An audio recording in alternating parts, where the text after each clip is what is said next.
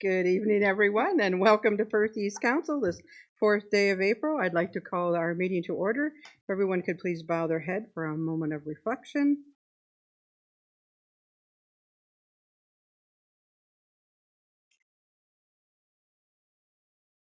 Thank you. We need a motion to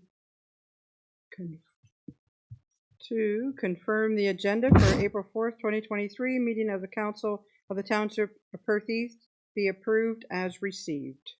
Moved by Hugh, second by Amanda. All in favor? Carried. Okay, we have 20 items on our consent agenda. Is there any item anyone would like pulled, or they have questions on that item, Hugh? 5.111. It's the one about the railway, but I think we've already sent a letter supporting people dealing with railways and their drainage problems, have we not? We'll pull it and then, yeah, we'll have a few more comments on it. Is there anything else? And 5.113, the Enbridge locate fees, just if staff would like us to send a complaint about that or whether they're okay with it. Okay, any other ones anyone wants pulled? If not, then we have a motion that we will,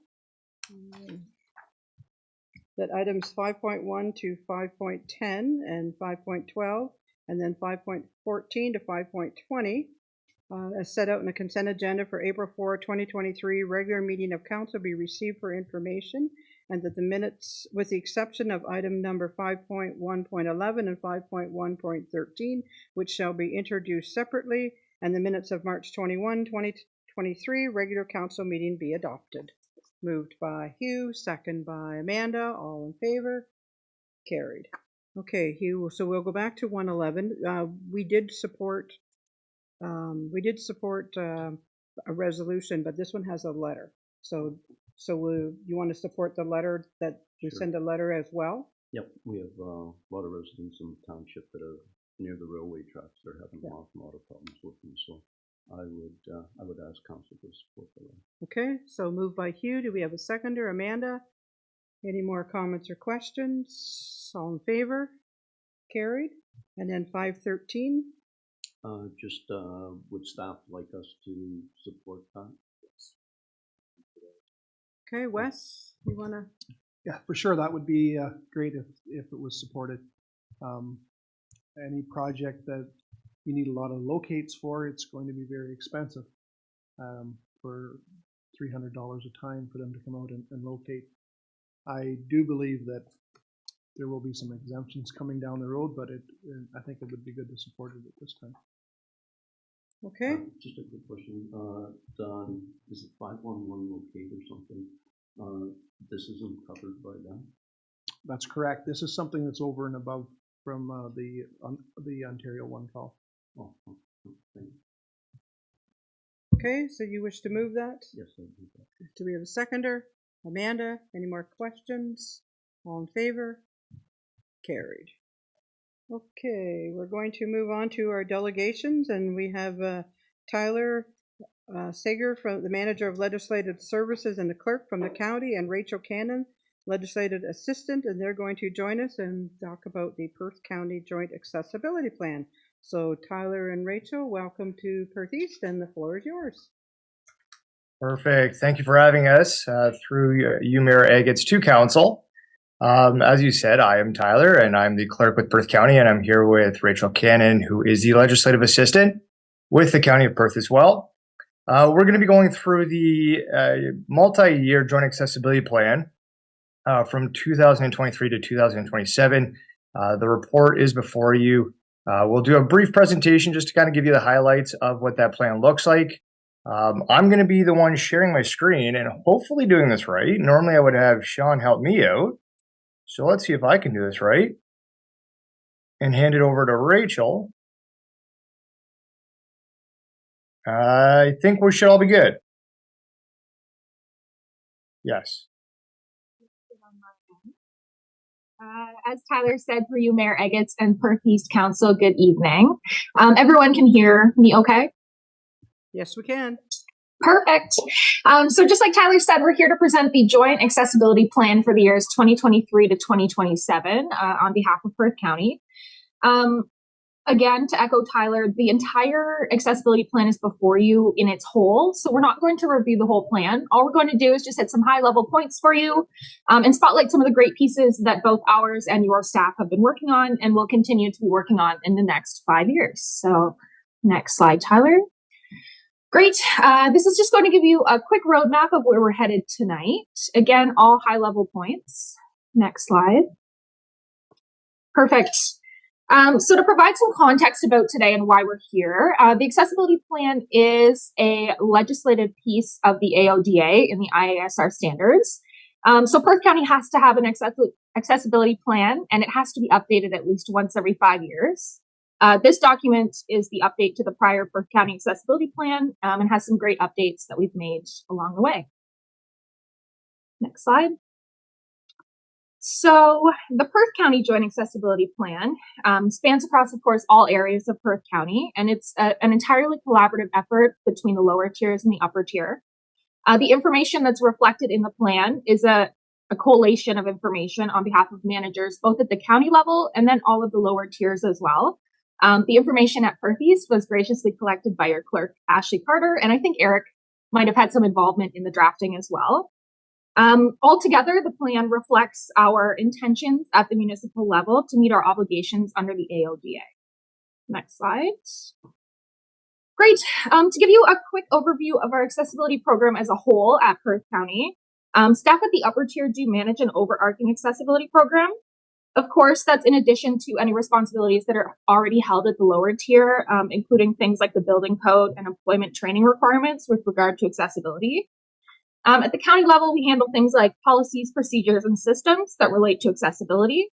We ensure compliant and accessible services and facilities across the county. We're the point of contact for accessibility concerns or inquiries that your clerk or other departments might need assistance with. We also manage the Joint Accessibility Advisory Committee that's mandated through provincial legislation as well. And finally, our staff provides training and resources as needed. A great example of this is Shaw McCoy's quarterly trainings that focus on various topics regarding accessibility. Next slide. Great. So diving into the plan here, some of the major highlights that we've noted, these are just sort of threads throughout the plan that seem to connect the plan end to end. Again, we don't want to go into too much depth, but we're just going to touch on some of the highlights.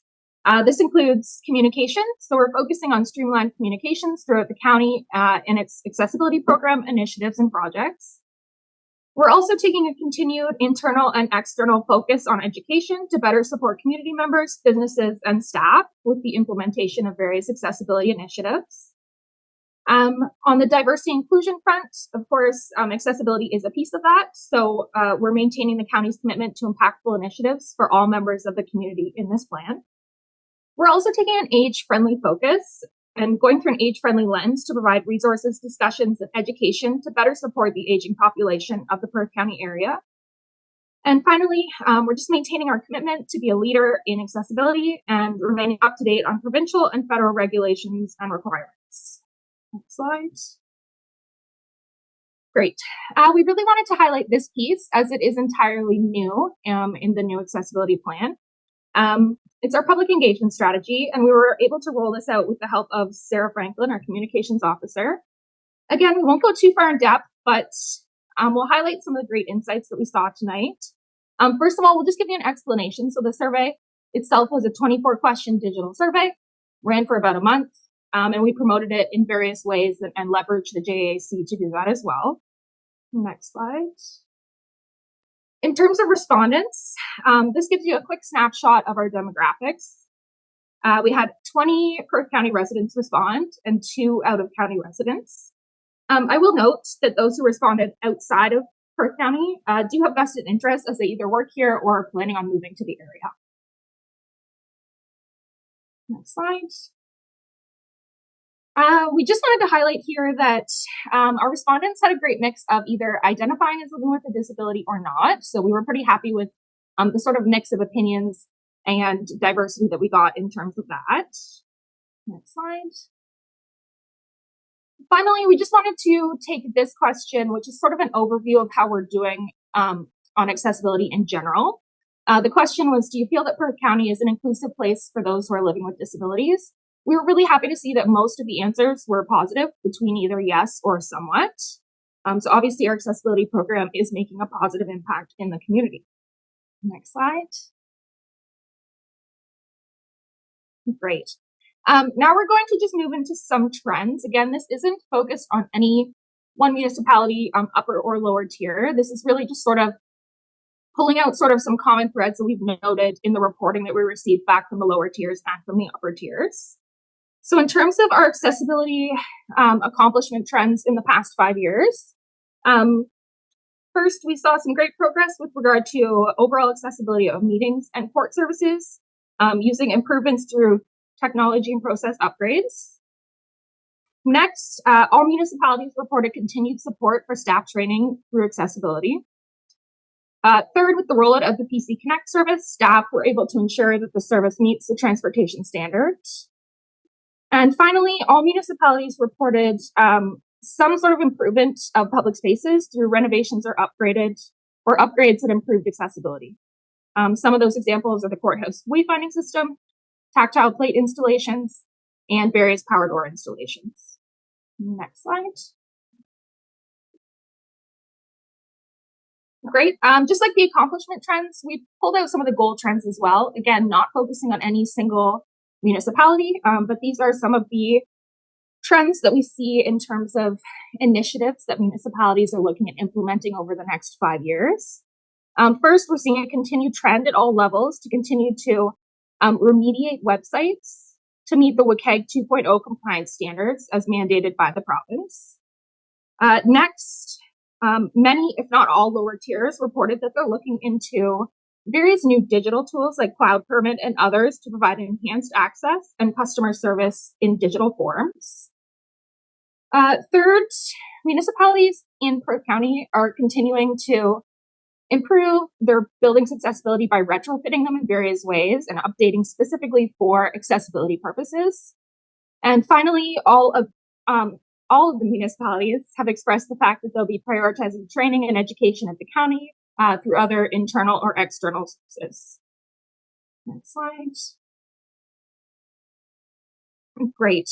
To just give you a note where we're headed next. So we'll continue to collate information in an annual update, which you'll receive in a similar format to this through a presentation.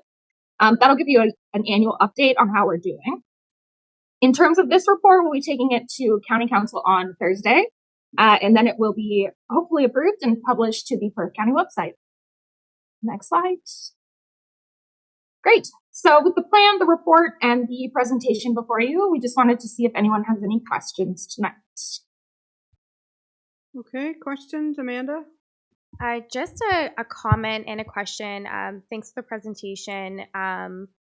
Just wanted to suggest, I've followed some of the great work that's happened in Huron County regarding accessibility, and I know that they have a champion who in Huron County. They've done some really great work on, for a social campaign, and so I know, these reports are great, and, they go on a website and the average person doesn't look at them. So, just to offer a suggestion, for our communications team, if there's a way to do a social campaign or some of those new features that are going to be upgraded, just like what they've done in Huron County with, I think it was the Blythe Library there, where they actually, went and did a little video clip showing here's some of the improved services. There was a lot of engagement and a lot of pickup, and so just wanted to offer that suggestion. I'm sure it's been thought of, but just offering that up. And then one other thing, just in terms of some of the lists that you were outlining, which something I guess maybe didn't think of. And so when I think of accessibility, I think of people with maybe disabilities and that sort of thing, but it also really relates into that sort of digital first narrative of, you mentioned the Cloud Permit, and so it's not just people with disabilities, it's about offering easier for improving customer service and that sort of thing. And so I think there's a lot of good things, and I know our municipality has made some digital first changes in the last 4 years too, so super exciting, and happy to see that in the report. So it's just a couple comments there. Okay, other questions? Jerry? Yeah, thanks, Tyler and Rachel. Since 2005, when this was introduced, there's been so many dates pushed around. Is the actual date January 1st, 2025, to have every building, public and private, accessible, or what's the date we're hearing? So through the mayor to council, that is correct. So there have been some changes with COVID, as you can imagine, and that's kind of been a bit of a moving target. Except for that exact date was 2025. In the last since the last provincial election, maybe even a little bit before, we've been waiting to hear some guidance from the province with respect to accessibility. If you go on their website, they had everything all the way up until 2022, and then it's kind of fallen off a little bit. So 2025 is still the date, but we're looking for a little bit more guidance from the province at this time. Okay, other questions?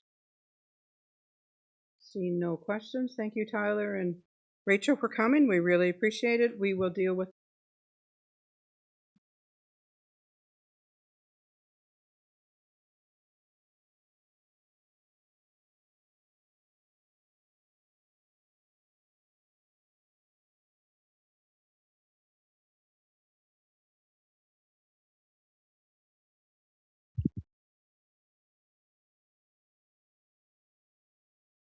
microphone on. No one can hear me. So we're going to move on to our next. Thanks, Rachel.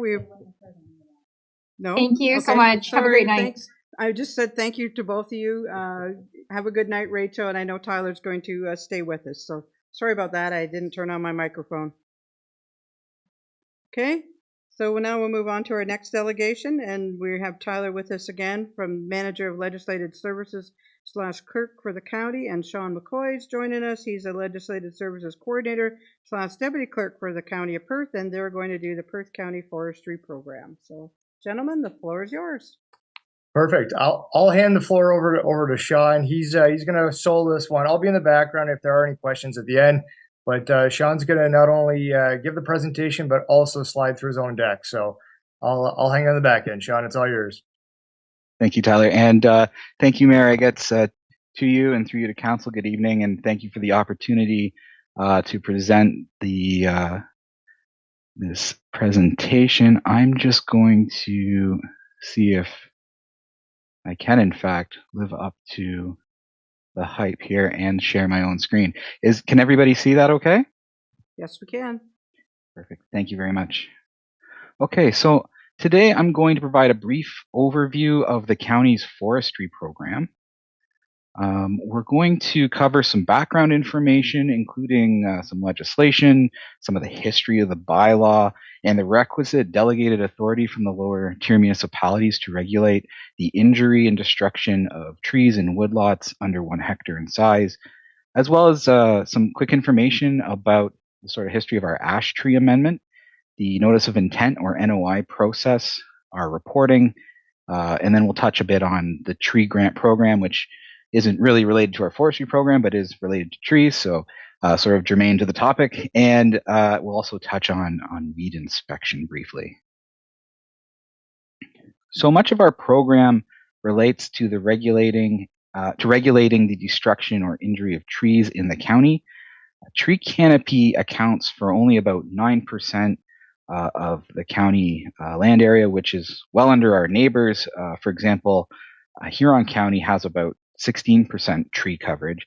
So the goal of the program really is to promote responsible forestry practices and to improve county forest coverage, while also supporting our woodlots and woodlands for the benefit of our ecosystems, as well as recreational and just aesthetic enjoyment for the members of our community and visitors to our region. The authority for municipalities to regulate the injury and destruction of trees is found under Section 135 of the Municipal Act.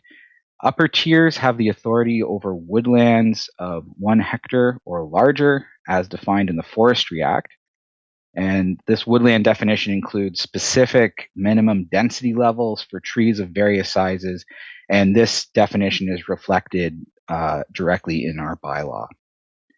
Local municipalities, or in our case, the lower tiers like Perth East, don't have any defined area limiting their authority. So under the Municipal Act, essentially a lower tier or local municipality can regulate any tree. However, in our bylaw, the scope of authority has been limited to trees within woodlots, which are wooded areas with a minimum specified density. And the area is 0.2 hectares to 1 hectare in size. So up into that limit where the authority for the upper tier would kind of take over. And the authority granted in the Municipal Act also extends to enforcing conditions on harvesting trees, including permitting. And we'll discuss that a bit later. Perth County has been regulating forestry practice in the area since 1947. And this bylaw has been updated over the years, and the most current version of the bylaw is number 3836/2021. Authority for the county to enforce the injury and destruction of trees and woodlots under 1 hectare pursuant to the bylaw has been delegated from each of the lower tier municipalities, and those corresponding bylaws can be seen listed here. Well, right now, I would like to take a moment to highlight a few sections of the bylaw. First, there's Section 2, which is a general prohibition for the destruction and injury of any tree in a woodland or woodlot as defined in the bylaw. And there are 2 exceptions to this prohibition, and these can be found under Section 3. One is the destruction or injury of trees pursuant to a silvicultural prescription, which is essentially a site-specific forestry management plan prepared by a professional forester according to good forestry practices. And the other is pursuant to diameter or circumference limits listed per species in Schedule A of the bylaw. And this part also rolls into our ash tree amendment, which allows for reduced diameter and circumference limits for ash species listed in Schedule A. And this was established to facilitate more efficient removal of ash trees impacted by emerald ash borer. Section 5 lists a number of exemptions from the bylaw, or the prohibition in the bylaw rather, many which are mandatory under the Municipal Act. And these are specific circumstances where the bylaw, the prohibition of the bylaw doesn't apply. And the rest of the bylaw details things like work orders and offenses and penalties and that sort of thing. And of course, there's the aforementioned Schedule A, which specifies the diameter and circumference limits for species of tree listed therein. So as I touched on briefly in the previous slide, the bylaw has been amended twice in recent years to facilitate a more streamlined approach to removing ash trees which may be impacted by emerald ash borer. The first was a temporary amendment in December of 2019, which reduced the diameter and circumference limits for ash species listed in Schedule A to 0 centimeters. And this expired in September of 2022 and was replaced with reduced diameter and circumference limits to help preserve ash borer resistant seedlings and saplings, which don't provide sufficient sustenance really to support large-scale ash borer infestations. And the diameter limit is 5 centimeters now, and the circumference limit is 16 centimeters. So the notice of intent, or as we say, NOI, is the primary tool we use for enforcement of the bylaw. Every tree harvesting project in a woodland or woodlot needs to have a corresponding notice submitted to the county, and the process for this is detailed in Section 6 of the bylaw. To summarize, though, depending on the method of harvest, i.e. either through a silvicultural prescription or the diameter or circumference limits, notices need to be submitted to the county by a certain time before the project commences. And you see here if it's submitted pursuant to a silvicultural prescription, there's a 20 to 180 day limit, or for diameter circumference limit, it's a 7-day to 180-day limit. A receipted copy is then returned to the contractor listed on the form, and materials that have been submitted about the project are forwarded to our weed and tree inspector, who will then coordinate the inspection process with the contractor and or the landowner. It's important to emphasize that the notice of intent is not a permit. We simply require notice so that inspections can be conducted to make sure that contractors and landowners are carrying out their projects pursuant to the requirements of the bylaw. And because there is no permit, there's also no fees associated with this. And as a result, we have a fairly streamlined process that's very cost and time effective for landowners and contractors. And we also have a very high prevalence of compliance. Forestry program reporting is carried out a number of ways.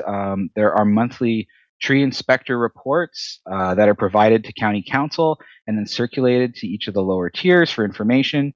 In the first quarter of each year, staff prepare an annual administration report that provides statistics regarding notice of intent submissions and other activities carried out during the previous year. Also in the first quarter, there's an annual weed inspector report. And of course, there are the usual ad hoc reports to facilitate any necessary updates or amendments and other items of interest related to the program. I just wanted to mention briefly about the tree grant offered. It's not, like I said before, it's not part of the forestry program. It's part of our Cultivating Opportunity Grant program. It's a stream under that program. But I just wanted to give a quick overview of that. It consists of right now $25,000 budgeted annually, which is distributed to lower tier municipalities based on weighted assessment. And then those municipalities are then free to use the funds as they see fit to plant new trees, either directly or through subsidy programs, depending on the desire of the lower tier. Starting this year, the county is requiring some pretty basic statistical reporting for program evaluation purposes. And this reporting was developed using information that we received directly from the lower tiers last year during the development of the grant program. So it's information that's basically already being collected. We just want to be able to share it at the county level to showcase all the great work that the money is being put towards. So the other hat worn by our tree inspector is for weed inspection, and this relates to enforcement under the Weed Control Act and applies to the 25 provincially designated weeds as well as 2 locally designated weeds. So enforcement of this is complaint driven, and the inspector works with landowners to develop eradication strategies and will issue work orders, etc., when necessary. If you are interested in more information, we do have a pretty handy webpage on the county website. There's all sorts of great information about the program, including access to the bylaw and the notice of intent form, as well as the process for submitting a notice of intent, and basically everything you'd want to know about noxious weeds and invasive species in the area. We also have a video of an information session we conducted in December of 2021, which includes an overview of the bylaw, including the updates to the most recent version of that bylaw. And we also have presentations from our weed and tree inspector, Marvin Smith, and our prosecutor, Daryl Howrelick. If you do have any questions about the program in general, you can feel free to contact us at Legislative Services at the county. However, if you do have site-specific questions about a particular woodland or woodlot or treed area on your property, or just need clarification about how the bylaw may or may not apply to your property, I would recommend contacting our weed and tree inspector, Marvin Smith, directly, and he can sort out a time to review that with any landowner in the county. And this is my information here. If I'm open to receiving questions after this presentation, but if you think of something later and have a question or comment for me, I'm happy to hear it and receive any feedback. So this is my email and my extension here at the county, and that is everything I wanted to present here. If I can just. Okay, questions of the report, Amanda? Yeah, sorry, I seem to be struggling ending my share here. So There. They've got too many monitors. That's my problem. Sorry for the interruption. That's okay. 2 questions, if I may. So you mentioned the monthly tree inspector report, and just I don't sit on county, so just curious if the report or if our tree inspector does monitor invasive species. I know that there is a threat to maple trees, poplar trees, pine trees, and cherries for the spotted lanternfly, which has not made its way to Canada yet, but's been spotted in the States. So just want to know if there is monitoring for invasive species. That's my one question. The second question is related to the grant for lower tier municipalities. I'm assuming if a municipality did not use their full 25K 1 year, like, is it allocated per year, 25,000 per year? So like, say if they didn't use the full amount, would it carry over? And question for Wes is, are we using the full 25,000 every year? I know that we have, I think, planted a bunch of trees along our trails with native species, and I think a lot of fruit trees, I believe, if I recall. So just a couple questions there. Through the mayor, if I may respond to the question. Just regarding invasive species, we are in contact with Marvin Smith on a regular basis, and we make regular inquiries as to whether or not there are any new invasive species in the area, and then we update those on our website on a regular basis, at least annually, and then we're in touch with Marvin on a regular basis, and if he has any concerns, he communicates those to us, and we update the information accordingly. Regarding the grant program, so just to clarify, the amount is $25,000 annually, and then that is divided among the lower tiers on a weighted assessment basis.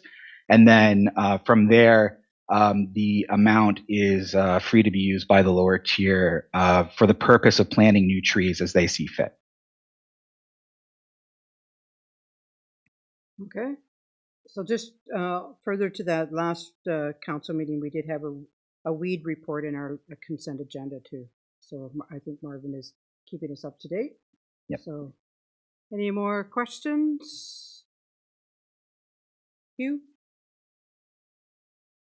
Just a quick comment. I know when they talk about the 9% tree cover, it should be noted that conservation authorities don't consider a tree until it's 50 years old. So anything that's been planted in the last 50 years doesn't count.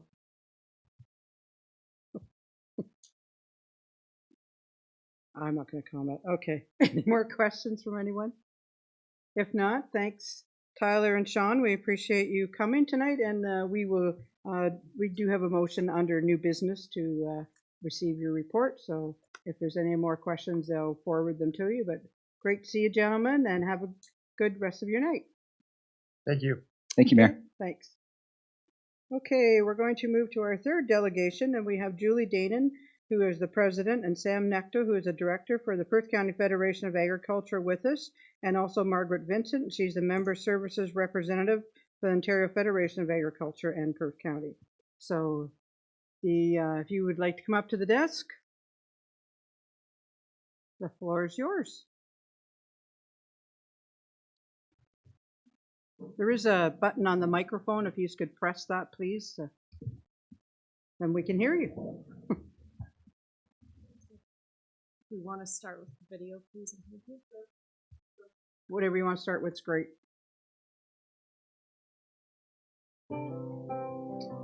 Perth County is a wonderful place to farm and to live. There's so much available here. Perth County's farming is so diverse. There's all kinds of commodities that are here, whether it's beef, chicken, grain farmers, egg farmers. It's a good climate for cows, for crops, and it's a really good network of people to support our business. We all work well together to provide high quality food to families throughout the world. We care about the products that we grow to feed to the animals we raise, to put on the shelf for families. We eat, sleep, and breathe cows. Like it's really our passion. You just want to get out to the barn and see all the newborn pigs out there and care for them. We're part of something bigger. We're part of a bigger network of people that are serving an even bigger group. It's just all different kinds of people doing what we know and we love to feed other families. I guess it's just something that's in our blood.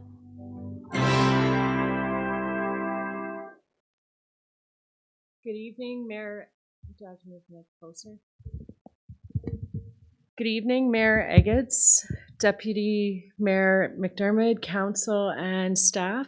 I'm Margaret Vincent, member service representative with the Ontario Federation of Agriculture, and I also farm and hail from over in Huron County. And I am Julie Danon. I'm the president of the Perth County Federation of Agriculture, and I live in Perth East, and we dairy farm and cash crop farm down near Punky Doodle's Corner, so way down in the bottom. And I'm Sam Nechtel. I'm a director on the Perth County Federation of Ag, and we farm here in Perth County over near Rostock. We have cash crop and contract finishing as well as honey production. So actually, next slide. Yeah, next slide, please. So Perth County Federation of Ag has been working for farmers for 79 years. As part of working on behalf of over the 1,800 farm family members, Perth County Federation of Ag aims to work proactively on issues faced by its members and the possibility of opportunities within Perth County. Farmers become members of Perth County Federation of Ag when they reside within Perth County and join OFA as members. Thank you. I'm remembering the podium. I didn't remember there'd be this much microphone passing. So next slide, please. And OFA lobbies on behalf of over 38,000 farm family members, independent of the government, but all three general farm organizations are regulated under the Farm Business Registration and Farm Organizations Funding Act. And OFA values a working relationship with both the Western and Eastern wards of Ontario caucuses. And our policy development originates from both our local federations as well as extensive research. Policies are an example of where OFA and PCFA work collaboratively but are independent organizations. Both of us develop policies on topics that impact agriculture and our members. We have previously provided copies of the Agriculture Matters Guides, both hard copy for yourselves and prior to the election, digital and hard copy opportunities for those that were running. And these guides are intended to provide background, resources, and policy related to numerous topics. And while this guide provides OFA's current policies, not all OFA policies and PCFA policies may be the same, as certain cases are area specific. And next slide, please. So one of our ongoing campaigns with OFA is our Homegrown initiative, and it's related to Ontario's agricultural lands that are a finite and shrinking resource. Ontario cannot sustain continuing losses of agricultural land while maintaining our ability to produce food, fiber, and fuel. Comparing the 2016 and 2021 censuses showed a decline in the area of farms from 12.3 million acres in 2016 to 11.7 million acres in 2021, which is equal to a loss of 116,470 acres per year, or 319 acres per day. And we've been losing some of our most productive agricultural land, classes 1, 2, and 3, and OFA believes that we must protect this finite resource. The Homegrown campaign aims to promote smart planning practices and includes an online petition that has now reached over 71,000 signatures in protecting farmland in Ontario. Next slide, please. So this infographic here is just a bit of the duties and what some of the things that PCFA does and some of the things that OFA does and some of the things we do together. So just to make sure there are two different entities and we just work together, just so you're aware of that. Some of the things that PCFA has done in the last year is that we've donated 2,400 Real Dirt on Farming magazines to grades 6, 7, and 8 students in 28 schools throughout Perth County. We've also hosted our annual Harvest Gala in November, which many people have attended, and it promotes agriculture in the county and collaboration between all the commodities. And we also just recently hosted our spring forum where we had MPP Matthew Ray and MP John Nader out to have a discussion with our commodities and talk about issues. And thank you, Mayor Agats and Deputy Mayor McDermott for attending our spring forum as well. It was much appreciated. Some other things that OFA does, they represent more the Ontario members, and they are in charge of lobbying the Ontario government, and they are keeping an eye on all the EBR postings that the Ontario government puts out, and OFA develops provincial policy then. And both of us represent Perth County members in agriculture. We like to advocate on issues and legislation and regulations. And this is where one of our asks are to council, is that if you have any issues coming down from government and from the Ontario government through EBR postings or legislation, that we ask that you approach the Perth Federation of Agriculture if it's related to agriculture, that we can either help you with lobbying of that, or that we can work collaboratively together to come up with a solution or a working plan to deal with some of these issues that come down provincially. The video that started out this evening was an initiative of Perth Federation with Joint Commodities and had OFA funding support behind that. There was a special fund developed during COVID supporting local projects such as that collaboration between Perth Federation, beef, chicken, dairy, egg, grain, and pork farmers for that initiative. And next slide, please, and thank you.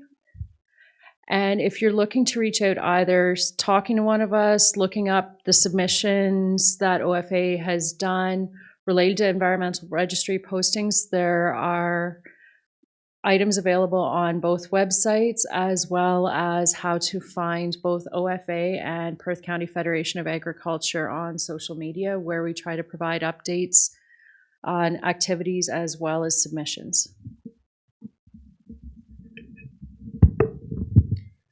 All right, at this time, we'd like to thank you for your time today, and we'd like to encourage anyone and everyone here to reach out to us whenever any questions or opportunities related to agriculture arise locally. We all want to work collaboratively to strengthen the community that we all reside and benefit from. Thank you. Okay, any questions from members of council? Hugh? Just a quick question. Do you guys get it out to the members? And I apologize, I'm a member and I don't know. But when people sell land, to make sure that they get their numbers and their farm business number, because I know at the township was about 200,000 or something we had to pay back out because people had their wrong number, or they didn't have a number, sorry. So one of the, I'll say for the last 9 years, presences has been the annual Perth agricultural review paper, the annual paper that Perth County Federation puts out.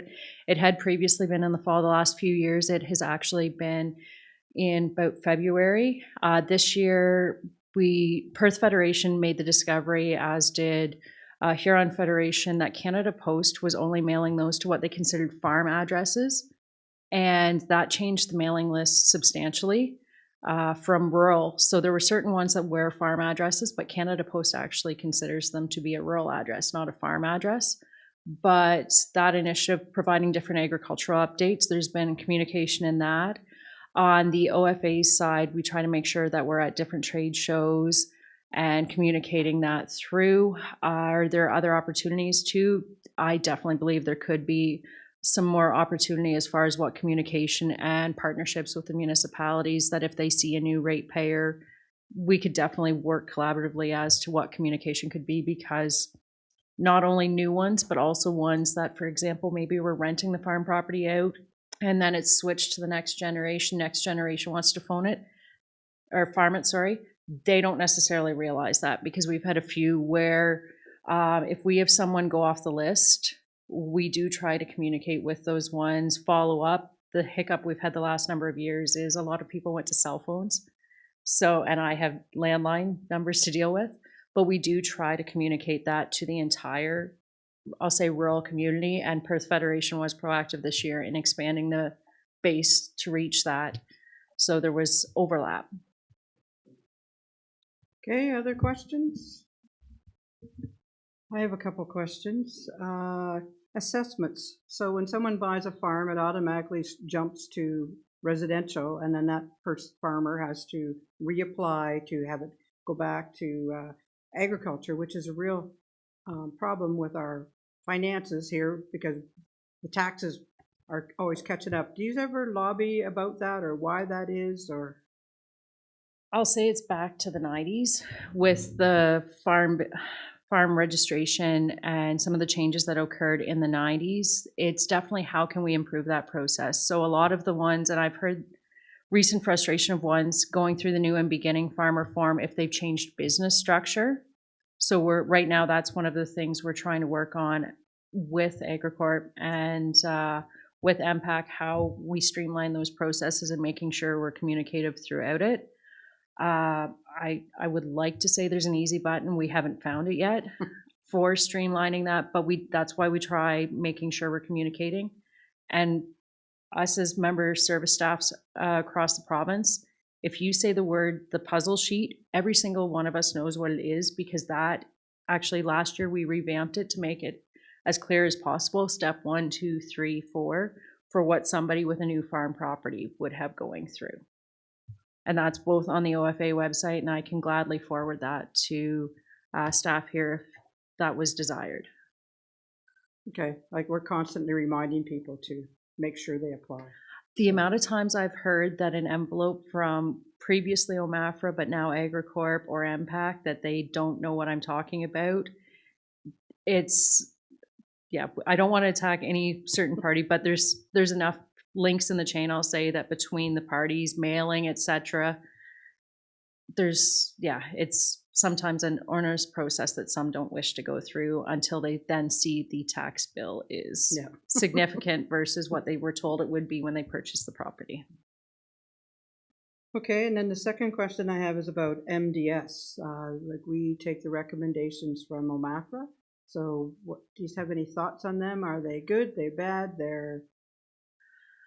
I was going to say, this one, I actually would like to talk to our policy analyst. We have a new policy analyst related to farm properties, and some of the previous policies have been supportive, but as far as what some of the updated, I would want to reach out to the one that's under their file. I don't want to speak incorrectly without type in front of myself.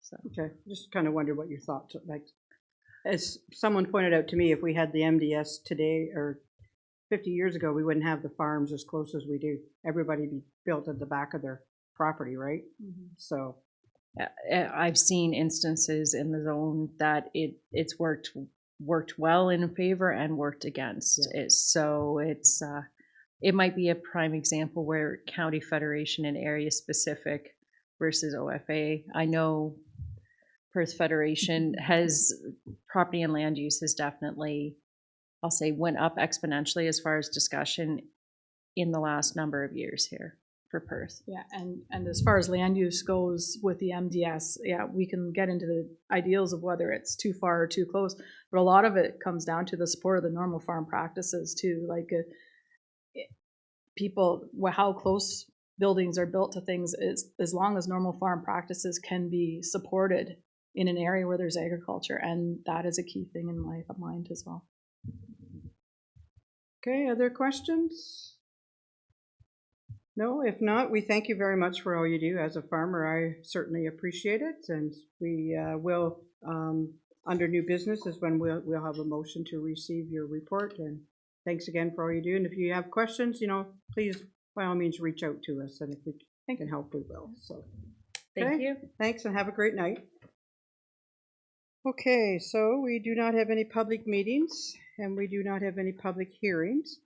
And the next item on our agenda is our proposed housekeeping zoning amendment to incorporate surface farm dwelling severance policies in the Perth East zoning bylaw. And we have Jessica Gilbert joining us tonight, and welcome to Perth East, and the floor is yours. Jerica, sorry, Jerica.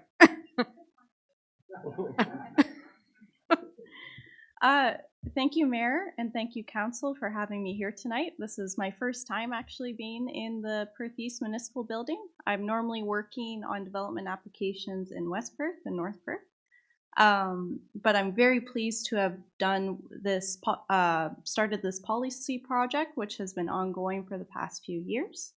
So this is going to be a proposed housekeeping amendment to the Perth East zoning bylaw.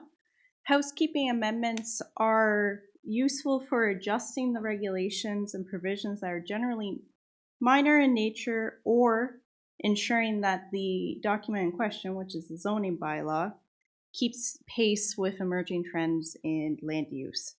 So this operates like a zoning bylaw amendment, but it's initiated by the municipality and it affects the entirety of the municipality. So to give you some background on why I'm here tonight, I want to speak for a moment about Official Plan Amendment 189. So it was adopted by Perth County Council in July of 2021. And the reason for the amendment at the time was because at that point, Perth County had been doing surplus farm dwelling severances for about 4 years. In Perth, we started doing them in 2017. And the Land Division Committee wanted clarification on some of the criteria for surplus farm dwelling severances. And additionally, Perth County was receiving feedback from members of the public that they were interested in certain uses occurring on surplus farm dwelling lots. So OPA 189 made a number of changes that I haven't highlighted here, but what we're going to be discussing tonight are two major ones for basically allowing local zoning bylaws to consider permitting limited non-commercial raising of livestock as an accessory use and vocational uses in accessory structures such as trades or graphic artists, so what we're calling home industries. So next slide. All right, so I'm sure council is familiar with surplus farm dwelling severances. What's on the screen currently is what the severed residential parcel is zoned to under your zoning bylaw as a condition of consent. It's fairly bare bones. It basically just says that there's residential uses only. And likewise, there's a complementary zone added to the retained farmland that prohibits residential uses. So someone can't sever off a house and then build a house on the retained farmland. That's not what the provincial policy statement allows us to do, and that's a farmland protection policy. So what OPA 189 kind of visualized is that the local townships and municipalities should be able to imagine what the residential uses on those lots in the countryside look like in regards to what type of activities can occur there. So what I'm presenting to you tonight is going to be optional, and we're definitely looking for feedback from council. And I'm just going to go through a few of the changes with you right now. So next slide. So the first one, and this one's quite interesting, is the non-commercial raising of livestock is permitted under OPA 189. So what the planning department is proposing is a possible new definition along with a permitted use in the A1 zone. And the purpose of this change is to help facilitate food security and resiliency for the residents of the lots if they would like to have animals for their own food consumption. And as many of you are aware, we do have residents in Perth County that rely on horses for transportation. So to enable them to be able to keep animals on the lot for their personal use. Next slide. So this can be tricky to legislate because there's a number of reasons why residents might have animals on a lot. Of course, in Perth County, we're most familiar with agricultural reasons. So those are commercial livestock facilities for the purpose of generating income for the farm operator. They're regulated by provincial legislation, and no municipal zoning bylaw can limit the size of a farm. That's all regulated through the Nutrient Management Act and the minimum distance separation formula. Domestic pets, they're meant to be companions for the personal use of the residents, and they're regulated by municipal bylaws, especially when it comes to dogs and that for kennels. There's a bit of an overlap because there can be commercial activities associated with them. This change to the zoning bylaw doesn't want to touch those bylaws. We think they're pretty good. The household use would be for only the residents of the lots for them to have, as I said before, food or transportation purposes. So it's an interesting proposition because, as I'm sure many of you have guessed, you could have an animal fit into all three categories. But it's how they're being assessed and used on the lot that kind of dictates what policies come into play at this point. So next slide. The definition that we're proposing is to link non-commercial animals to livestock to kind of separate them from the domestic pet bylaws, and to emphasize that they're only for the personal use accessory to the residential use on the lot. So the non-commercial elements is that someone can't have, say, chickens or say like one cow, and they can't sell that. They can't butcher it or give it to anyone else. They have to use it for themselves. Next slide.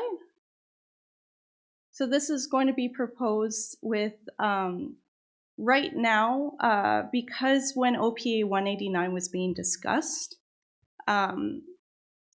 local staff were interested in kind of bylaw regulation and what that might look like.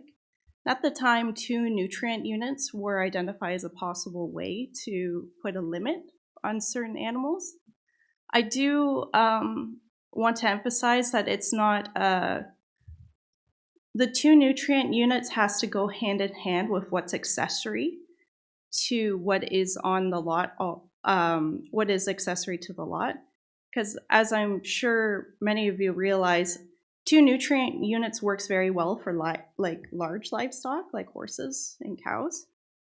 But it also equates to about 300 laying hens, which I find would be very difficult for a resident to justify that they need that many eggs. And additionally, there's going to be provincial legislation that jump in as well. For instance, quota, I think, pops up at 100 birds. And we're thinking that the minimum distance separation formula will help limit expansions into, say, hobby farms or stuff like that. That's not, we're trying to distance this potential use as far away from a commercial farm as we possibly can. Next slide. The next definition that we're considering adding is for home industry. So the policy goal for this one is to basically support economic viability, to give residents choice on bringing in potential additional income sources on their lots. So the difference between a home industry and a home occupation, because home occupations are already in the bylaw and pretty widely implemented, a home occupation occurs within the principal residence. It's usually affiliated with more like professional occupations like accountants, hairdressers, that type of thing. Home industries are meant to encompass some of those things that are still small scale and can be seen as accessory to the residential use, but you don't necessarily want them in a home, like a workshop, an artist studio. So on the next slide, the definition that will be contemplated is small scale occupation related to the trades. For example, like electrician, plumber, carpenter, painter, welder, small manufacturing and or artistic study. And then this would be permitted on A1 lots. So on the next slide, in addition to that definition, there would also be general provisions in Section 5, which basically aim to keep the home industry to that kind of small scale nature where it's not going to become a nuisance. So accessory to the main residential use, no external evidence of the industry aside from a small sign, no outdoor storage of goods, materials, or equipment unless they're fully screened. Next slide. It can't generate a nuisance or hazard to the neighbors by reason of noise, vibration, dust, smoke, fumes, odor, etc. We're considering not more than 2 persons are employed. A retail store is not permitted. So a retail store is basically where customers can come at will to buy goods. It's perfectly acceptable if people make appointments. It's just that we don't want people kind of coming in and out and causing traffic concerns and external displays and that type of thing. And then a limitation on the size of the home industry. I think that might, Eric, do you mind going to the next one? Okay. In addition to these changes, we're also proposing some measures just to provide clarity in the bylaw for development on A1 lots. So something that will kind of help clean up the bylaw is when an A1 severed lot comes in, it's already, the lot frontage and lot area is determined through the severance process in accordance to what is the minimum size of the residential lot for the protection of farmland. So that change in that you see to just make the lot frontage and the lot area conform to whatever the severance is reduces the need for there to be a whole bunch of special provisions in addition to the A-1 zone. So like A-1 subscript 3 or 4. The setback requirements are a mixture of the agricultural zone and the, I believe, Hamlet Village residential zone. And they would only apply to new builds because in certain circumstances we do see new development on A1 lots, and it's foreseeable in the future, say 20 years down the road, that there might be someone contemplating a new build on the lot. Next slide. Yes, so I just wanted to go through the nutrient units just to give you an idea of what 2 are for. I believe a table was set out today as well. But for horses, we see 1, 2, and 4, so according to size. And if you want to go to the next slide, these get scarier as we go through. So for beef cattle, up to 12. Dairy, you're only going to get 1. And on the next slide, I think we have chickens and swine. The chicken numbers really don't, the poultry numbers really don't work very well for the 2 nutrient units. I will say that is usually what people notice when we bring these out. I believe that's it for my slides. So essentially what the planning department is bringing forward to you is a list of options. So I'm here tonight to kind of receive your comments on the amendment and to ask you permission to circulate public notice.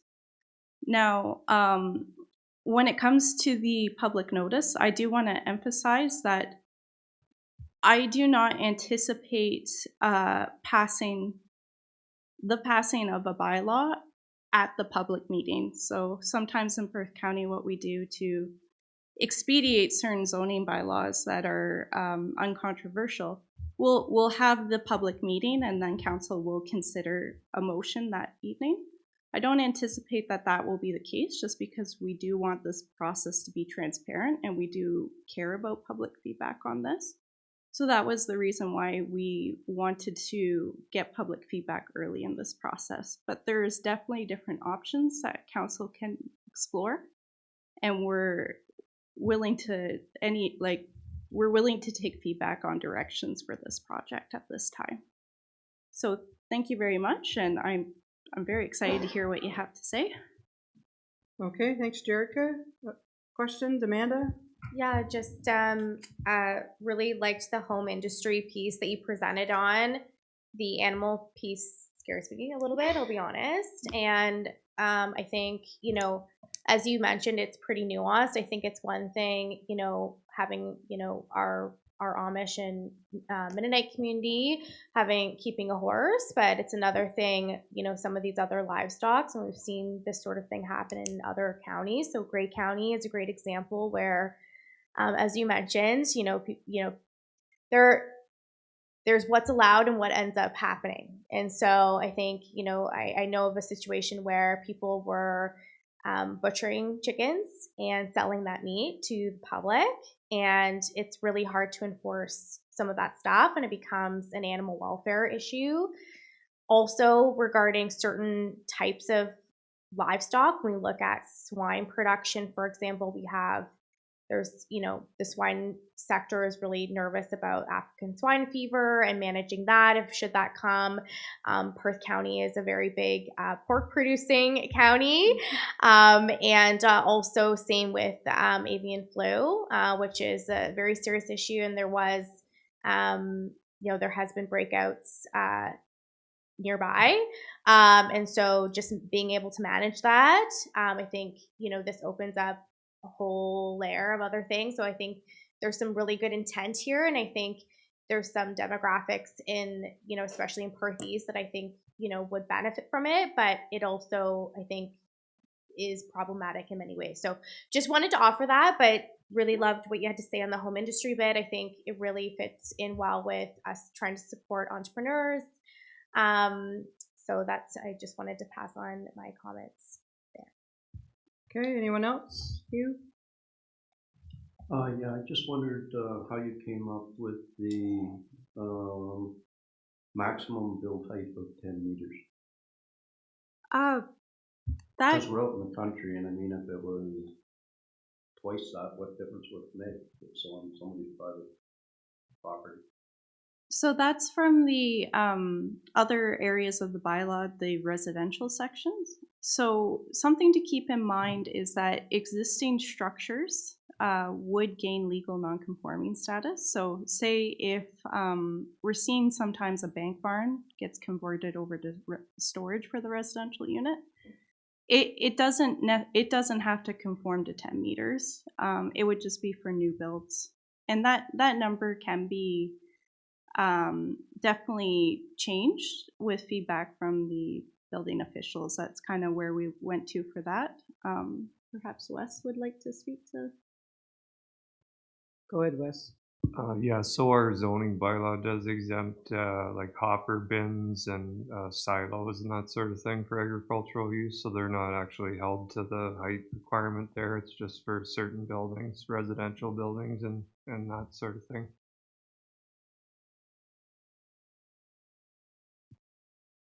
Okay, other questions or comments, Bob? So you asked for some feedback, so this will be my concern, I guess.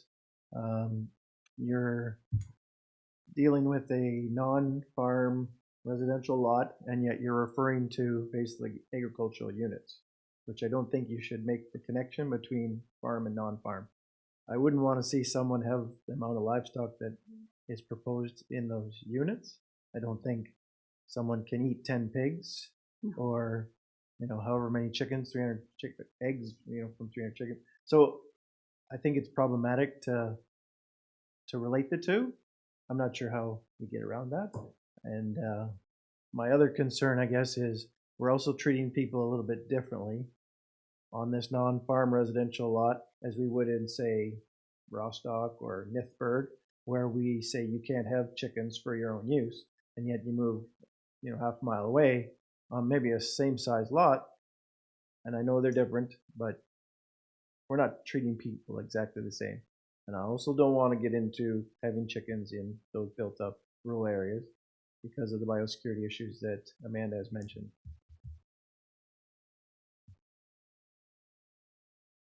Okay, anyone else?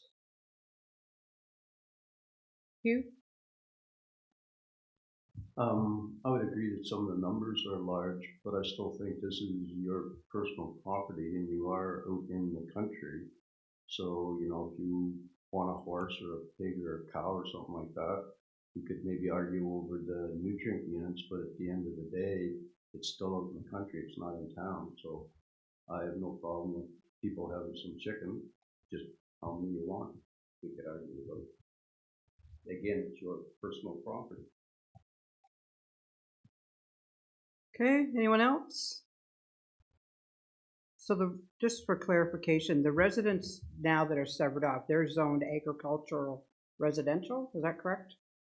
They're zone A-1, so they are still, it's kind of a funny way of doing it, and that's just historically how we've done it in Perth County. So it's within the agricultural zone, but it's with a special provision that says that you can only have a residential use here. Yeah, okay. Does that make sense? Yeah. Okay. A couple of more questions now. The animal units are per property, so one property could be half an acre, one property could be a full acre.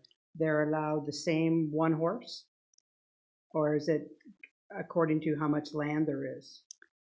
Well, what's also kicking in here is the minimum distance separation formula. So a larger property with this bylaw would only be allowed to have 2 nutrient units, so 2 horses. But a smaller property might not be able to meet the MDS for that type of animal, which I believe it has to be at least 15 meters from a property line. So some of our smaller surplus farm dwelling severances might have an issue with the MDS. So the nutrient units are definitely meant to be used in conjunction with MDS and then also accessory to a residential use. So it's just kind of to give folks an idea, but it's not the only qualifying measure, or at least that's how it was envisioned. There are other ways to potentially regulate animals on these lots. It was just, this was the idea that was floated and kind of brought before you. Okay, and I guess my other question, so if someone had a home business or home industry, can they still have animals too? If they had the space for them, so they would both be permitted uses. Okay. You need to have space for the industry and space for the animal, but I could see a scenario where someone, say, has a chicken coop with 3 chickens and a home, like a workshop in the shed. Yeah, well, some of them, I sat in land division for a while, and some of them with, you know, a geothermal, their severance was way bigger than someone, you know, we tried to make them small, but they didn't all come out small. So, you know, and some had driving sheds and some didn't, and so there's a lot of variances out there. So I'm just curious if, you know, if both are allowed. So yes, if it was feasible for the site in question, they could both be allowed. Yeah. Okay. Okay. Anyone else? So you have enough direction from us?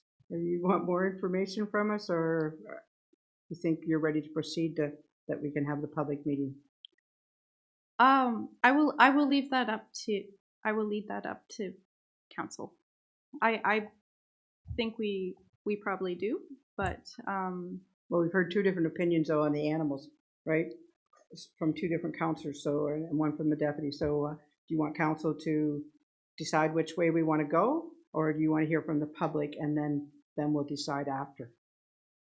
Those are both viable options. I do also want to say this has already gone before North Perth and Perth South, and they decided to go with the option to have staff come back with some amendments to the report. So if you want to go that route as well, that's also feasible. But like I said, I do think it is worthwhile to speak to the public early. But if council wants more wants to debate this and see other options for having animals on the lot, like that's a potential as well. Okay. So what does council wish to do? You wish to proceed, or do you wish to have more clarification and more information come back from staff? You? Just proceed. Have her do the public comments, and then when we get the public comments, they can come back with recommendations or whatever, and then if we want something different, then we can discuss it then. We kind of have to let the public know what we're thinking, do we not? Like, Well, she is. Or are you just gonna present the options like you did to us tonight to the public when we have the public meeting? And not say what we prefer or don't prefer? Just so I'm clear. Yes. So I would in this circumstance I would mostly basically how public notice happens for a housekeeping amendment is there's an advertisement in the newspaper letting folks know that there's something happening that's affecting the whole county. Township in this case, I misspoke. I'm assuming Perth East would also post it on their website. And then what would happen is our community members would contact staff, and I would provide them with the report that you guys received as well as the draft bylaw. And the public meeting that would happen, I would make another presentation, probably very similar to this one. But I could, at that meeting, present different options for the non-commercial animals bylaw. I would probably present options for the 2 nutrient, so using nutrient units. I know other townships, not in Perth County, do sometimes use hard numbers. There are challenges to that, but I could present the option, and then there could be the option for not including it. And once again, everything in this draft bylaw is optional. So if there was public that wanted to push back on the home industries part or other parts of it, like it's just we're looking for kind of transparent, like we're just looking for people to see what they're interested in. Does that make sense? Yep, it does. Okay, sorry. Amanda? Just, if we were to proceed with Deputy Mayor's suggestion to move forward with the public hearing, which I'm not in favor of, I think we need to be mindful of the time of year that we're in. By the time public notice is given, we're in spring planting. One of the biggest stakeholders that this could potentially impact is agriculture, and they're going to be in the fields.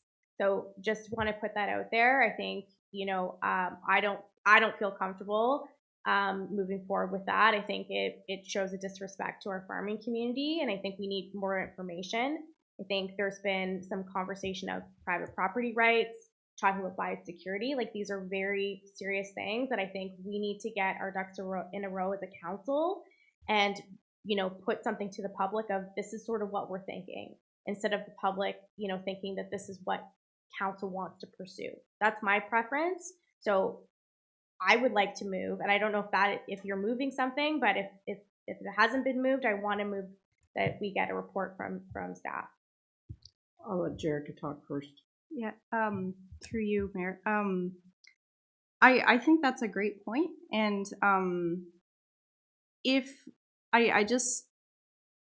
this is going to be initiated by the municipality, so we don't need to, I don't need to go to the office tomorrow and post the public notice. If council would like us to wait till maybe the summer, or even, I think the fall, you kind of get into the same trouble. But this public meeting can happen at your discretion whenever whenever is feasible. And if you would like to avoid the planting season, I can definitely time it for, say, a summer meeting, if that makes you feel better. I think honestly, with the workload that the planning department is experiencing, it probably wouldn't be coming till the summer anyways, but just wanted to note that. Okay, Hugh? Yeah, no, I respect Councillor Broadhagen, and I don't know, just think maybe about the middle of June. Everything's always busy, like from now on it's going to be busy no matter when we choose, but I was thinking that possibly the middle of June would be, probably people should be mostly done their haying, depending on the weather. So I'd be happy. It really depends on approach. Like, I personally, I think this could be very controversial, and so I personally wouldn't be in favor of having a public meeting until we have a little bit of a better sense of what we want to do. That's my personal take. Because I think whatever we present to the public as options is here's some real options for the public, right? And so I think this is a lot to digest personally. So I'm personally not in favor of going forward with public meeting just yet. I think we do need to have a public meeting at some point, but so I'm not comfortable moving that. I'm happy to move the motion to get it on the floor, but I think we need to have more information personally.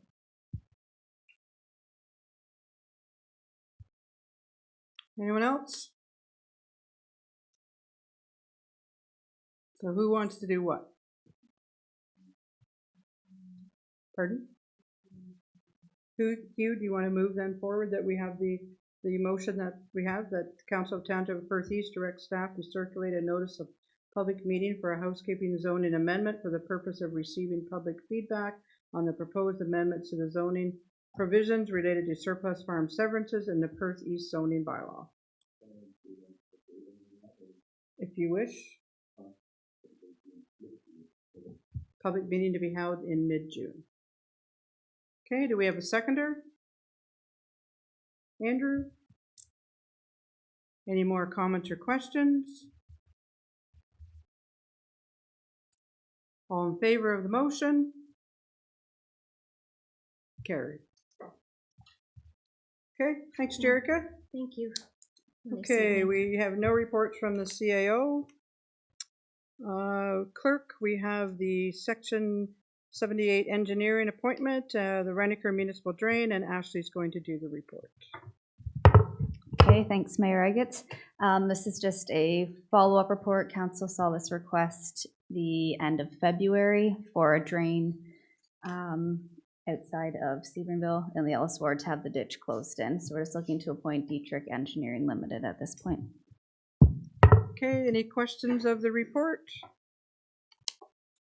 If not, we have a motion. The Council of the Township of Perth East receive the report entitled Engineer Appointment Renneker Municipal Drain DDC-2023-09 dated April 4, 2023, prepared by the Development and Drainage Coordinator for information, and further that Council appoint Dietrich Engineering Limited to prepare an engineer's report under Section 78 of the Drainage Act for the Renneker Municipal Drain, lots 23 and 24, Concession 1, Ellis Ward, Township of Perth East. Moved by Jerry, second by Hugh.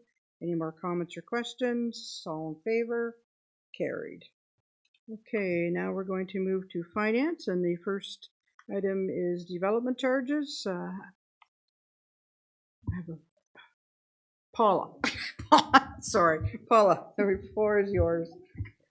Thank you, Mayor. I guess the first report from Finance before Council tonight is the annual report for 2022 Development Charges Reserve Fund. And the current bylaw 59/2021, is set to expire on November 4th, 2026, just for Council's reference. And the total development charges reserve balance at the end of 2022 is $483,404. So if there's any questions, I'd be happy to answer. Okay, any questions of the report, Hugh? Just one question, and I'm not sure whether Paula can answer it or not. Maybe Wes will. If you're doing a renovation on something that's already there, say upgrading, do you pay development charges on that? Through you, Mayor, no, you do not pay development charges. That would be exempt.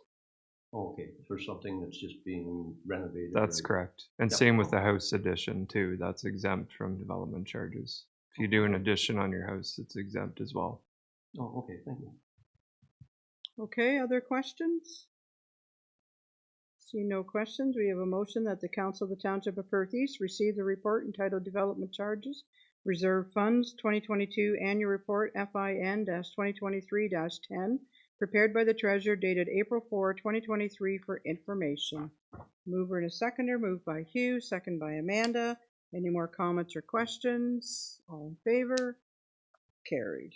And then we're going to move to Ontario Regulations Budget Matters 2023 expenses. Paula? Thank you, Mayor Eggetts. Before council is the Ontario Regulation 28409 budget matters regarding the 2023 expenses. This regulation allows for municipalities to acknowledge exclusions of certain non-cash transactions that came about during PSAB 3150 when tangible capital assets were recorded for municipalities. The three items that are allowed for exemption in the budget are amortization expense, post-employment benefit expenses, and solid waste landfill closure and post-closure expenses. So in the 2023 budget for Perth East, there was $2,849,384 worth of amortization expenses that was excluded from the budget. However, on the flip side, we included $6,578,560 in capital expenses, which would be your capital asset replacements, rehabilitations, or acquisitions. So when we do the adjustments for the non-cash transactions on that, that would increase the accumulated surplus for the township. Now, these are non-cash transactions, I'll remind you. And all of the amortization costs are based on historical costs, so that's not going to replace your assets. I just want council to be mindful of that. Township of Perth East doesn't offer post-employment benefits at this time, so there were none included in the excluded from the 2023 budget.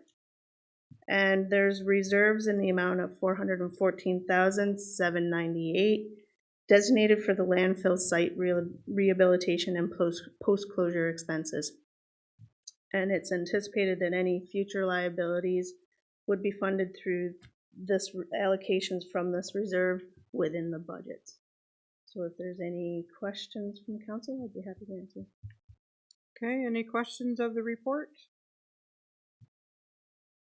Seeing no questions, we have a motion that the Council of the Township of Perth East receives the report entitled Ontario Regulation 284-09 Budget Matters 2023 Expenses, FIN-2023-11, prepared by the Treasurer, dated April 4, 2023 for information. Moved by Hugh, second by Amanda. Comments or questions? All in favor? Carried. Okay, and the next one is uncaptured assessment report. Paula? Okay, so this report, council at previous meetings had stated concerns regarding uncaptured assessment and the resulting lost revenues within the township. So a staff report here is enclosed. It reports on the process and monitoring that is currently being done relating to the assessment-based management at the township, as well as reports on the results of the 2016 assessment review completed countywide. There's also a review of high-level details of the MPAC's various service level agreement targets and what would trigger a review of a property's assessment based from MPAC. As well, enclosed with the report is MPAC's checklist for requirements of a home-based business and for the commercial assessment to apply. This checklist would also apply to industrial properties as well, just for council's reference. The building department's submission of permit information to MPAC occurs automatically since August 2022 by Cloud Permit, so that has streamlined the process immensely for the building department. As well, the report notes possible delays to the completion of a permit have been noted in the report, which includes steps and monitoring that are being completed at the township to ensure that the additional assessment is recognized as soon as possible and that revenue is brought into the township. As well, the report closes with a new initiative from the township to spotlight feature Perth East businesses within the township's social media arena, I would say. So if there's any questions, I'll try to answer them. Okay, anyone with questions? Bob? Well, I did ask for this report, so I appreciate the departments that put this together. It does highlight, I guess, the collaboration that'll take place to try and catch the outstanding open permits. And I guess that's typical ongoing. The other item, I guess, is the hopeful voluntary non-compliance. I guess it never hurts to ask. Essentially, I guess my initial thought was that we're missing out on a lot based on the businesses that are operating kind of outside of legality. And I guess for Wes, if I was to drive by a specific property, I wouldn't know what was going on there. And maybe when your department does, let's say they drove by a house and there was a new porch going on, you would say, oh, I didn't see that in the files, and it looks like I have to make a stop there. But what I was really getting at is there are those businesses that could be side by side, and somebody might be operating an elevator. They came and they went through the official plan amendment, the zoning, and yet somebody else down the road isn't in compliance at all. When they've come to the building department in the past to say, it's just for my farm, I'm not a commercial entity, which when you see the trucks coming in and out, you know exactly what's going on. But I guess we don't really have any authority to do anything there because we're working on an honesty approach, right? Go ahead, Wes. Yeah, through you, Mayor. It's I agree that if there is an operation going on that would constitute a commercial use, we would have the authority in our zoning bylaw to then bring them into the proper approvals. But so we are mindful of that. Certainly, if there was an agricultural use that had an elevator and wasn't acting like a family farm, so to speak, anymore. So that is something that we're conscious of. And I guess in answer to your question, if it didn't conform with the permitted use on the zoning or from the zoning bylaw on the farm, they would get a letter from the township that would just probably try to address the zoning there. Bob? So in the time that I've been recycled here, I've seen a couple of applications which one I'm familiar with that they very publicly stated they were closing their business due to the interference of the township, only to be resurrected again when they went through the proper channels to go through the OPA zoning bylaw. And I can only assume that they did that because they had to come to the township for a building permit, and that's when they got found out. Right? The other is that people don't have to come for anything and they never get found out, and we're missing a lot of money. We're also not treating people the same, and I guess they're using our roads the same as someone who pays the appropriate taxes, although we're not capturing that from those individuals.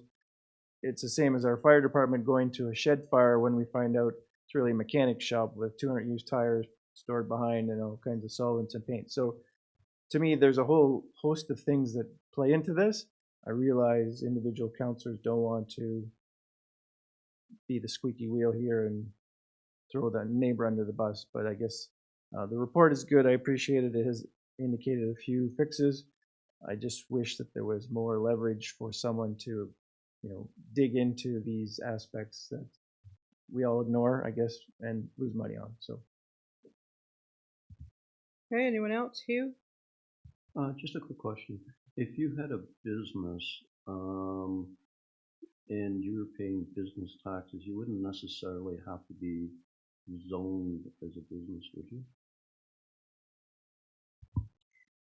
Through you, Mayor, I guess taxation assessment is based on use of the property. It's not based on zoning. Oh, fine. Thank you. Okay, any other questions of the report? I guess, one mechanism we do have is complaint. And so that's kind of what the township has always done. And we ask people that they do that in writing. And if there is a complaint, then staff will follow up on it. So I'm not sure that there's other things we can do. I hear what you're saying. I know what you're saying. It's a pretty big task to, I'm not sure how we would do that unless you went door to door, and we don't have the manpower to do that. And even if we did, would we gain enough? I don't know. But there is a complaint process. So, Wes, did you want to add something? Yeah, I just wanted to say through you, Mayor, that it sounds bizarre, but we encourage complaints because that's really our only way to like you said, deal with zoning issues and things in the community. So when the complaint comes in, we treat it through the proper avenues. And, that's really exactly what you said. We deal with it on a complaint basis. Okay, any other, Bob? Promise this will be the last one. So I appreciate that we would like people to complain in writing, and they're probably, for the most part, what I hear, very resistant to that. And I'll just give you one small example. So someone has built a 10 by 10 shed in a Hamlet Village residential area, right? No issues with that because it doesn't need a building permit. The next year goes by and they now build another 10 by 10. So now it is over what a building permit would require, right? Not a big deal because it's not going to get you very much money. But the issue is that another person would go through a minor variance to do this. Another person wouldn't be dumping their rainwater onto the neighbor, right? So it causes a whole host of problems, and yet no one wants to complain, so nothing's going to happen. It's just another example of, if someone had did it properly, that shed would be in the proper location. We would have told them what the setback is, et cetera, et cetera. But it's just, constant people trying to get around the rules, and unless someone wants to complain, it's not going to really rectify the situation. So. Okay, anyone else?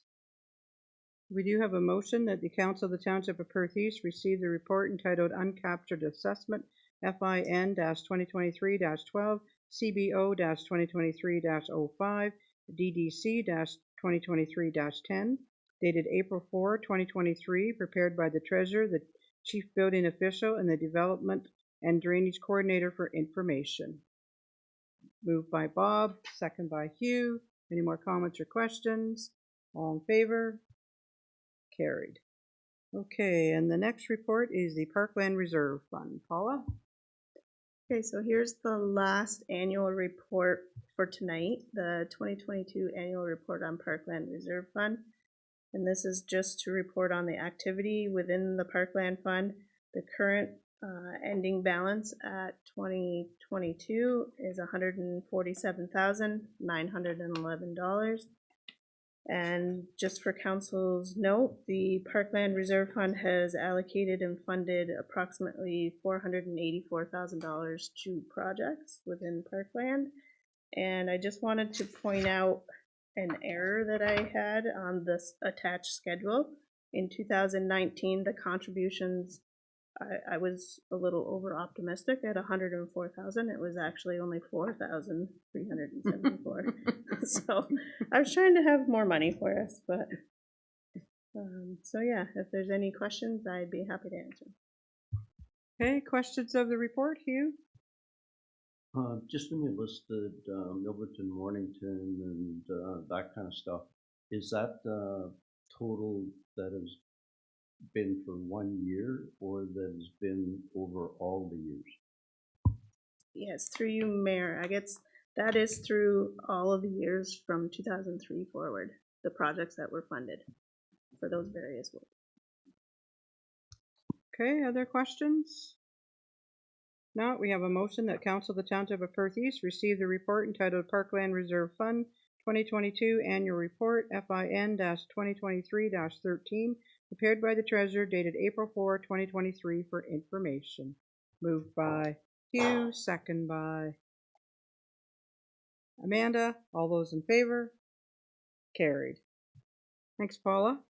Okay, we're going to go to Public Works and Parks, and we have the Shakespeare Water Environmental Assessment Report. And Jake, I think you're going to do this, so the floor is yours. Thank you, Mayor Eggets.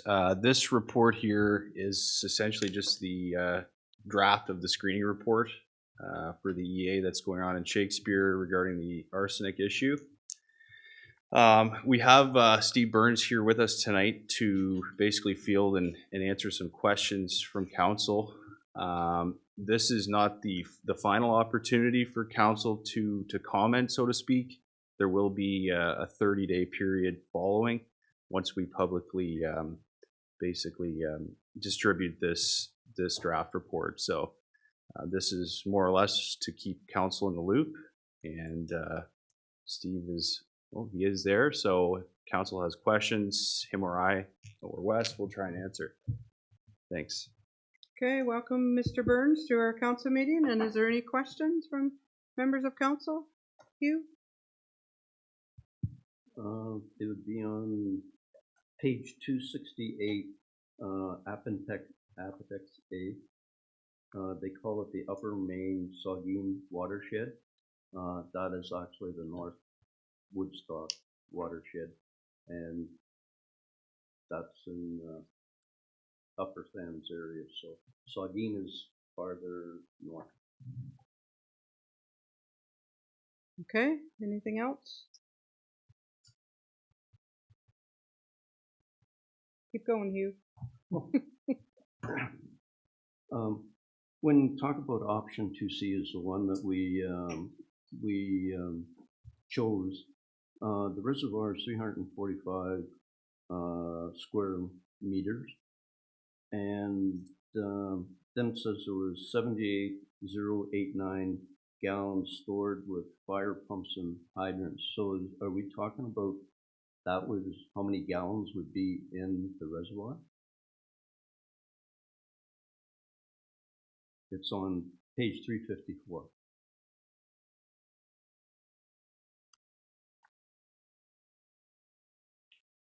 Mr. Burns, you want to answer that?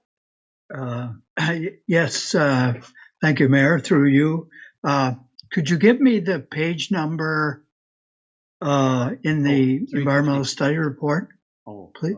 It's in our report. It's on 354. I'm not sure if you'll have a different page for that.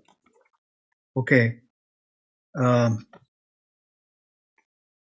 Sorry, then could you repeat the question? It talks about like at option 2C, there's 345 cubic meters of reservoir space, I assume. And then in, I believe the same sentence, it talks about 78,089 gallons stored with fire pumps and hydrants.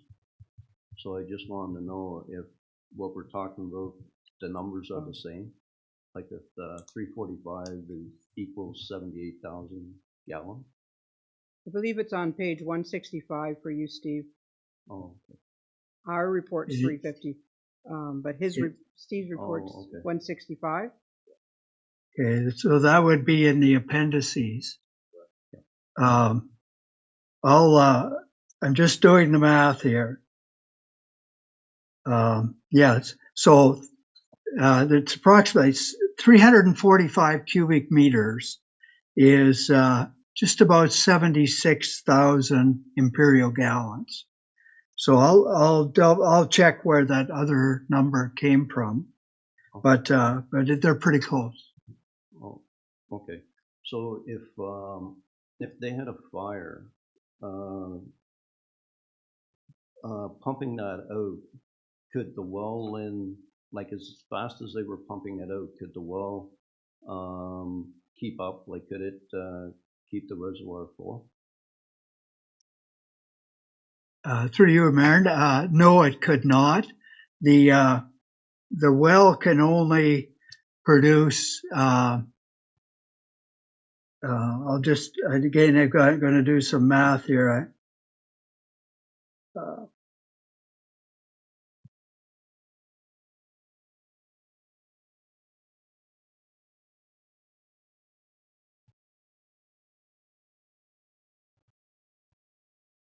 Um, 545 cubic meters a day. So that'd be 545 divided by 24, about 23 cubic meters per hour.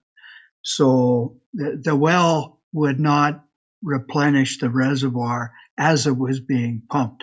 It would, over the course of a day, in normal use, replenish what is used. But in the case of a fire where we used a significant proportion of the volume, it would take a few days to replenish that.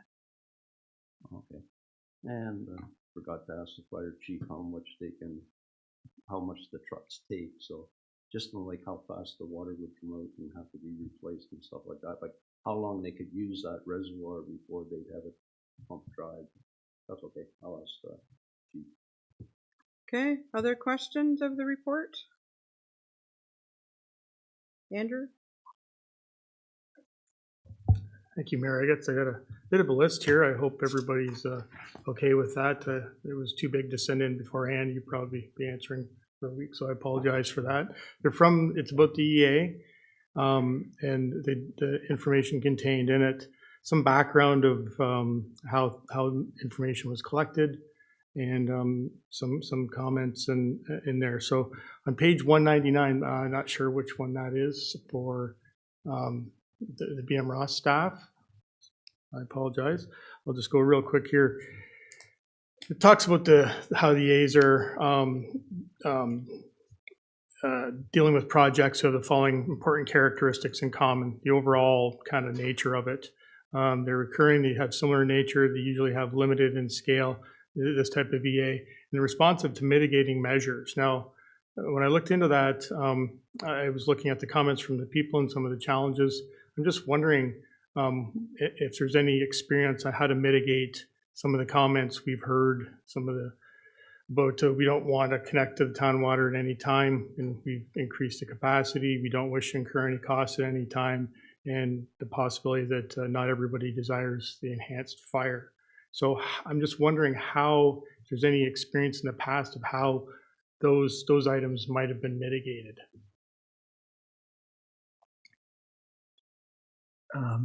Through you, Mayor, in terms of the concerns about cost, in the past, other councils have given consideration to who they charge for it and how much they charge for it. I think in this instance, we've been, I believe, consistent in that we've said that any charges would be related to the benefit, and if there was no benefit, people would not pay. So I think that's the mitigation there. In terms of not agreeing whether or not fire protection is required, that's just really an opinion, and everybody's entitled to their opinion, and I don't think it's really something that you could mitigate against without coming up against the opposite opinion. I appreciate the comment. So you actually good segue to some of my next questions. I looked through the report and I did a word search, and sometimes that's not the greatest thing to do. For the Site 2, which we've selected as a council, I didn't see any comments in the draft report about the loss of in the criteria in the tables about the loss of the valuable highway front commercial space. Was that considered in the discussion, or was it about the loss of commercial space on the highway? It was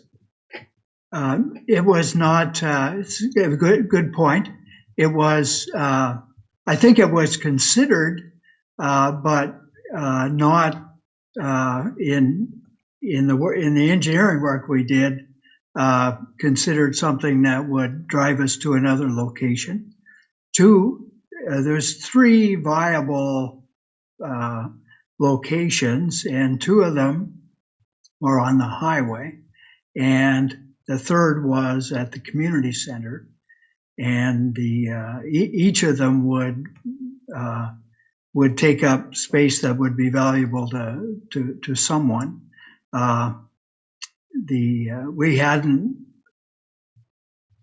I think it's fair to say that we hadn't perceived that existing property between the highway and Stevenson Street would be valuable from a commercial standpoint.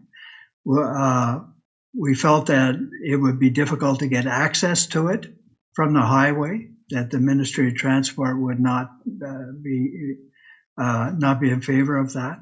was one of the reasons, but it was presented as municipally owned property in a potential site, and we sort of viewed it that way. No, thank you. I know it's kind of an irregular shaped lot too. It doesn't, it's not really the full size when you drive by it. I know we talked briefly about in the reports about the consent of the property owners for site 1, and that's off the table now. So site 2, the report did mention reduced setbacks and things like that. So we have a property owner to the west of there, very, very close to it. And if we're going to look at reduced setbacks and pumps and that were mentioned, noise from water, curb appeal, reduced side yard. I noticed them in the EA now. In speaking with the owners on Miller, they had hand-delivered packages, I believe, and the concerns were kind of spoon-fed them, and that was a great measure to engage the residents. Was the residents there? Has that happened, or will that happen? That there'll be like a one-on-one consultation with them about their concerns beforehand? If through you, Mayor, certainly if they raise a concern, absolutely we would have a discussion with them. I don't anticipate at all the same sort of impact to the neighbors or that would have occurred on Miller Avenue. It's really a different order of magnitude of potential impact. I think there's a good opportunity that we could likely meet the setback requirements at site 2. Yeah, since this, I appreciate the response. Since this is a draft and we're discussing, I'm giving my opinion on, I would really like to see that the landowners adjacent to that property personally contacted by somebody, especially with the addition of motors. You have concrete vibrations. If you're not used to that, that could be something that would be very bad in living condition for some people who are sensitive to it.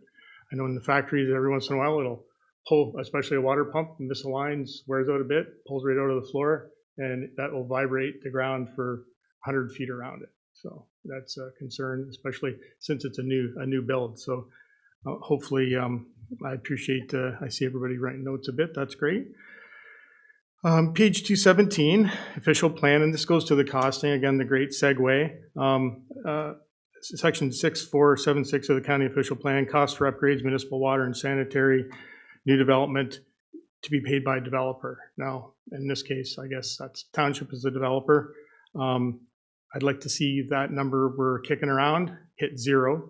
That's going to be for the entire project for all users and all benefits. And benefits, I have to look up that one. I couldn't find that anywhere. I saw it in the Drainage Act, but I never really saw the benefiting. So, you know, we've got a few projects we announced in our budget lately, which were total road reconstructions of a couple places, including road, storm, sewer, water, wastewater, and improved fire flows. You may or may not, DM Ross may not be aware of it, but I believe that was no user fees.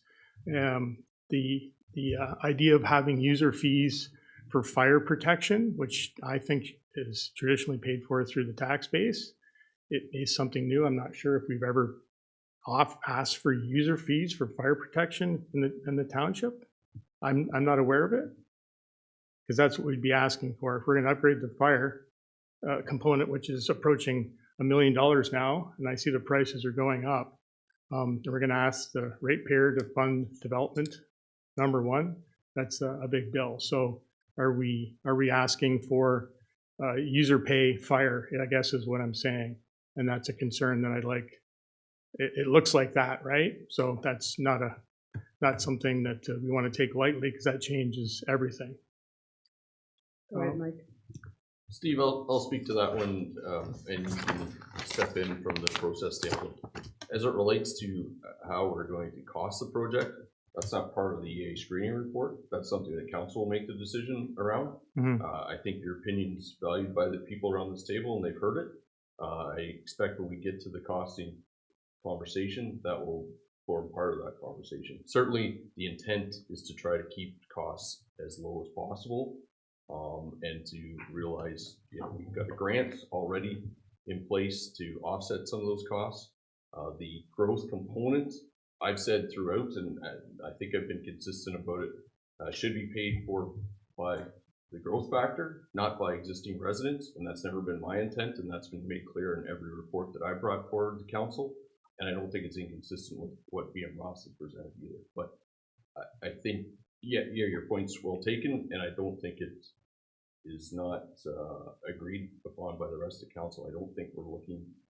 Fire protection is viewed as a community service and has been collected via levy for as long as levies have existed. I appreciate the comments, CEO Givens. I only mentioned it because the total cost was in the end of project, and I believe it was July 10th. They had a chart. Was it July 10th? Or sorry, January 10th. They had a chart with individual costing. So that's why I mentioned it. I never know when I'm going to get my say, so I'm going to spit it out. So kick me under the table if I go too far. I'll try to keep it brief. So I'm looking through, and it may not be any of my business or anybody's business, but the fire part, we've talked about that. Mr. Burns referred to that. It's in the A. It's a big component. It's going to be like $1 million, right, for the extra fire component. So we've gone by that. Council's decided we're going to do that. I need to understand. I'd like to understand, and for anybody who's listening, maybe council doesn't understand or know. So normally, and we've gone through this, we've had a lot of fire training lately, and it's really great. So I don't think there's ever been a community risk assessment completed for this, which I understand from communications with others that is the appropriate methods to normally, and it's not the only way to do it, to bring in a large change in the fire service like that. Normally, you can also have a recommendation from the fire marshal's office. I understand. Typically, there's a township reporter resolution. I've been on the fire advisory board for 2 terms now. We haven't spoke about it until recently. Excuse me. It's just $1 million for the extra. You need a little, not that the chief's word isn't worth gold, but you need a little backup on it. It's a process. I understand there's a process in place. I'm just concerned that due to the cost, that maybe that, I'd like some more information on, community risk assessment, which will probably be done shortly within a year. It doesn't change the fact that we've been adding this since looking at this. This has been in communications with the public since 2018 in the spring. So it's a big deal because it's such a big amount of money. So if there's any information of how it came to that decision, that recommendation, which we all respect, that would be great for the public. So I'm getting to the end. How many more questions do you have, Andrew? 2. Okay. So yeah, the criteria for social impacts. I know the criteria in these is very important, and it seems like it's done a pretty good job. With one of the other questions I had with the concern in the village about expansion, loss of private well assets, which isn't in the study, but it shows up in a lot of the A documents, that will be expansion. There's been a number of times that's that confusion that keeps coming back.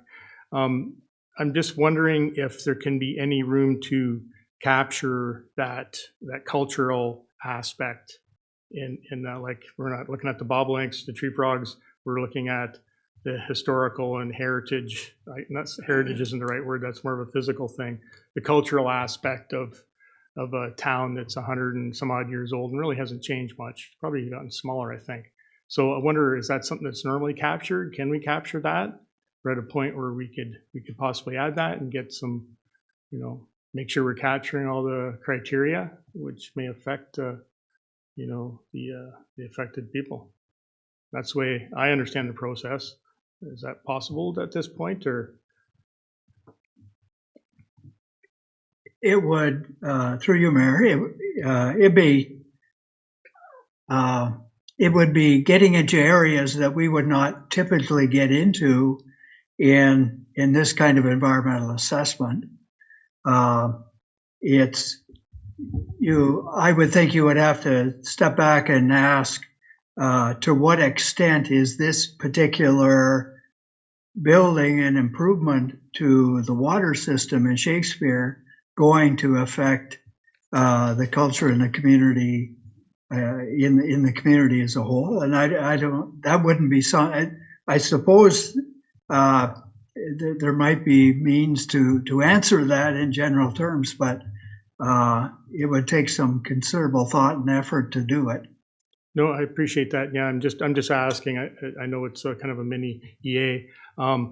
So, and I asked it because the word development and expansion, including, which is alluding to something else in the future, which will be building on the shoulders of this project, will encompass the entire village, right? So we are making decisions for that at that point. So when will we capture that if not now, and how do we capture it if that's possible? And so we can make an informed decision. I think the comments that are listed in the report are one way to do it, I guess, if that's sufficient. Through you, Mayor, I think, I mean, that's an issue to me that you would deal with or wrestle with through planning processes, official plan, secondary plan, however you're going about and doing it. And that, I believe some of that's already underway. I don't think an environmental assessment for what is essentially a utility is really designed to address those kinds of things. You mentioned it alludes to changes that could affect the whole community, but it's not. The report and what we propose to build is not proposing to make those changes. It's just proposing to upgrade the water system and provide a level of service that doesn't exist there now. It's not proposing to change the community. Yeah, I guess thank you for the response.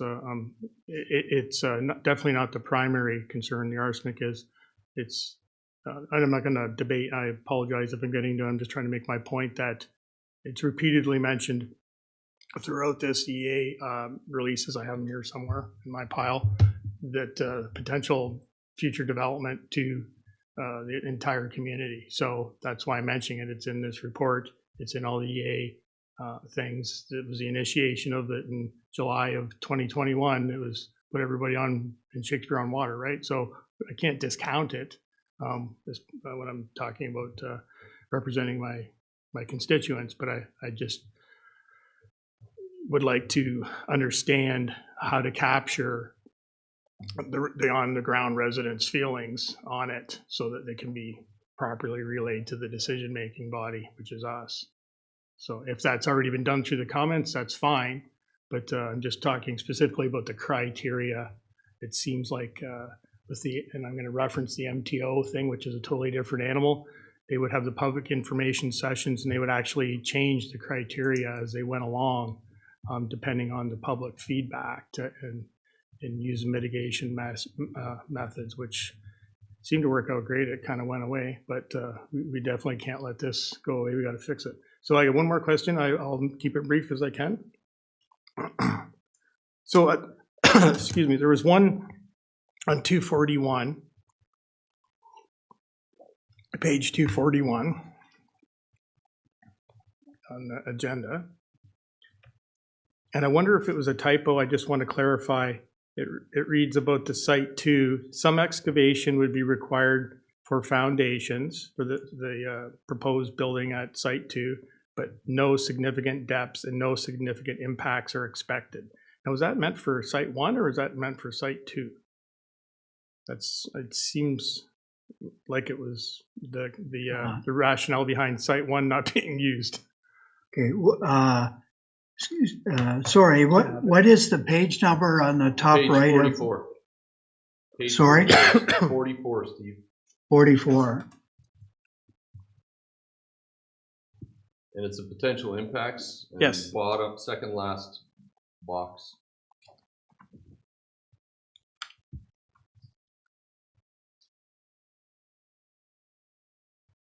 Okay. So where it says some excavation would be required for foundations, but no significant depths. Well, we're likely looking at potentially 3.5 meter excavation there. That to us, from an engineering standpoint, wouldn't be a significant depth. It should be possible to do that without impacting the adjacent properties. Oh, okay. Thank you. Thank you for your time taking the questions. Okay, other questions? You? On page 351 of our report, it gives back how much you should save on your insurance. And I phoned my insurance agent, and they're an extremely large company. And evidently somebody from Shakespeare had already phoned them, and those figures are not even close to what they were told. They were told that it's going to be less than $90. So just, I don't know how they got those quotes, because my insurance company is probably the largest one in the area. And that was somebody in Shakespeare, and it's less than $90 they're gonna save. Just wanted to put that on the record. Okay, other questions? No, we have a motion. The Council of the Township of Perth East received the report dated April 4th, 2023, entitled Shakespeare Water Environmental Assessment Draft Screening Report Part 2, PUB-2023-06, prepared by the Operations Coordinator and the Manager of Public Works and Parks for information. Mover and a seconder, moved by Bob, second by Jerry. All in favor? Carried. Thank you, Mr. Burns, for joining us. It's a pleasure seeing you again tonight. And have a great rest of your evening. Thank you, Mayor. Okay. We're going to move on. Next, under building, we have the site drawing requirements. And Wes, the floor is yours. Thank you, Mayor Eggetts, members of council. I think I'll just jump right to the presentation because it covers the background on the report. We could just put up the slide presentation there.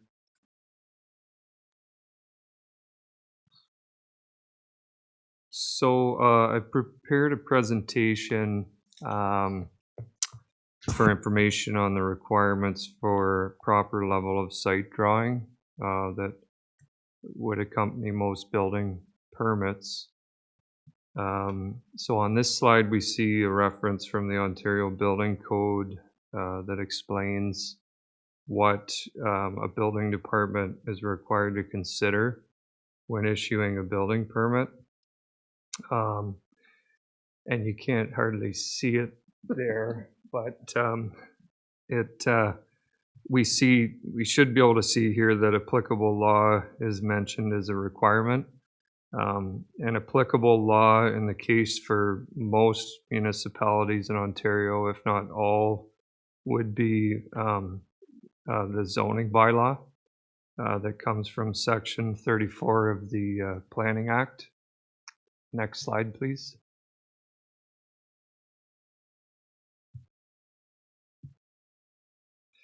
Here we see a flow chart that explains the flow of a building permit application.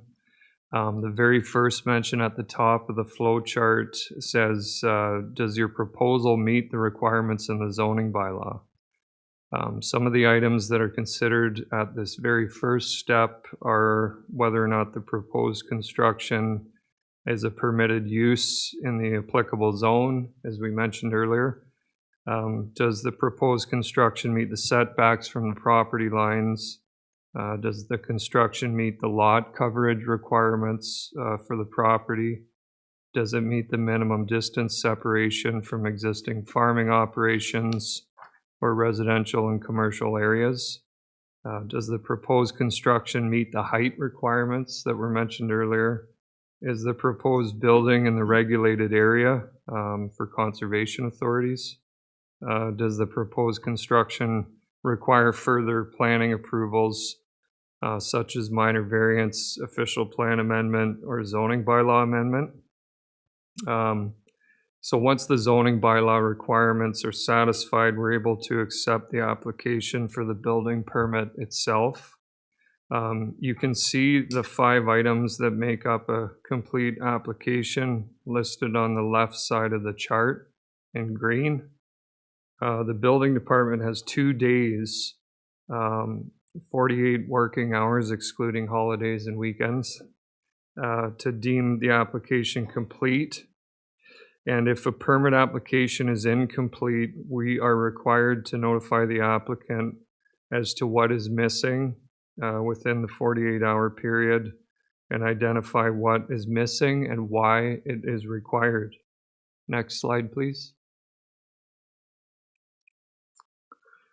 So once a permit application is deemed complete, the building department has the prescribed time allotted from the building code to review the drawings and information provided with the application. One of the most important items that's considered in this review is the site drawing. In many cases, the site drawing is required to indicate site grading. Site grading will indicate elevation drawings in order to determine how the surface drainage will behave on the property around the proposed construction. This is required in order to determine that the site grading will not adversely affect not only the construction itself, but also the neighboring properties. Other considerations for site grading are how the site grading might affect the septic and well, etc.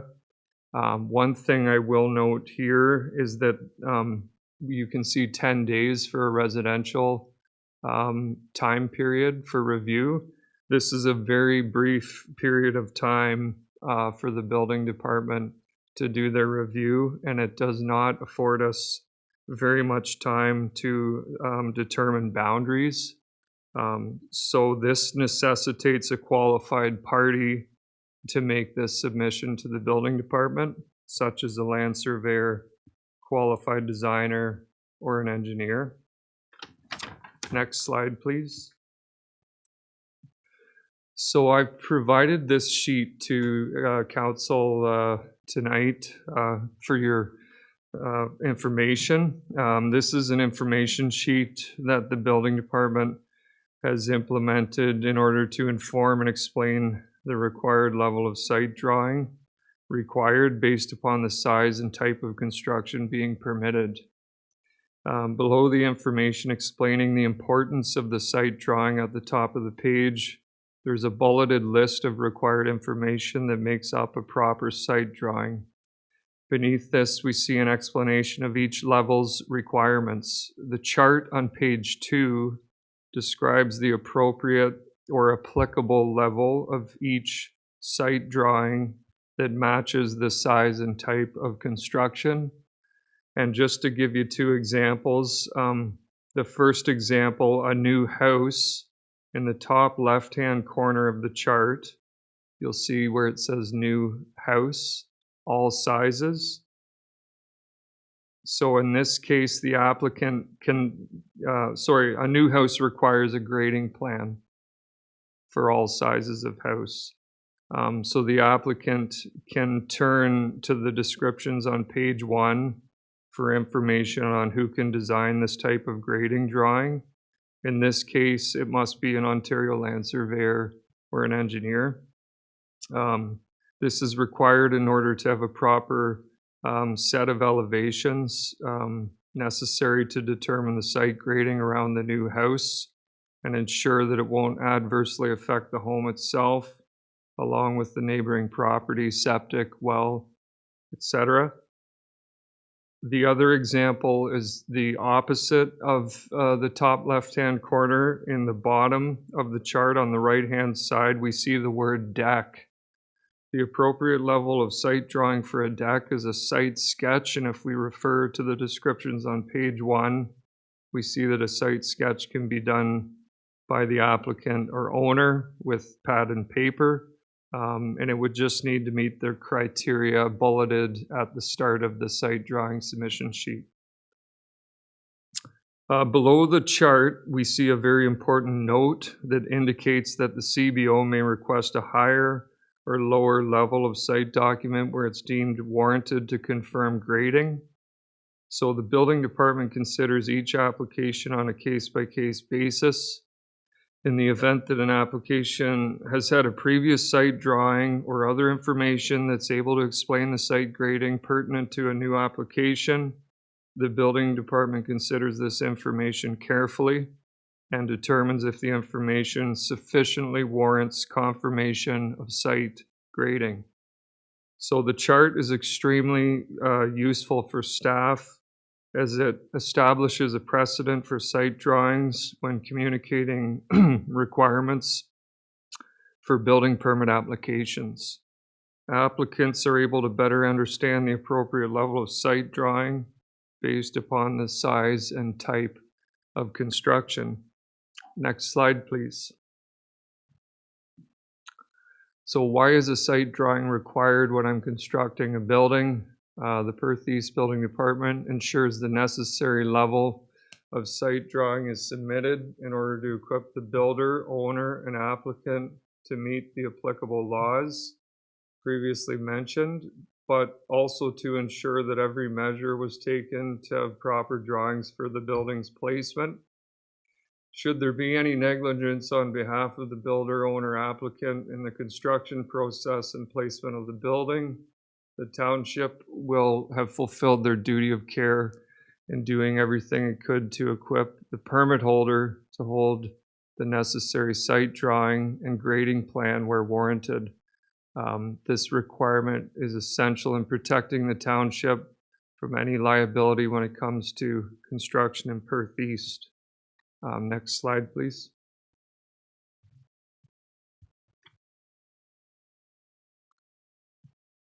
So again, this is just a reference to the building code, and I won't take a lot of time on these slides, but it's just to give an overview of what we're considering when we say the word applicable law. Next slide, please.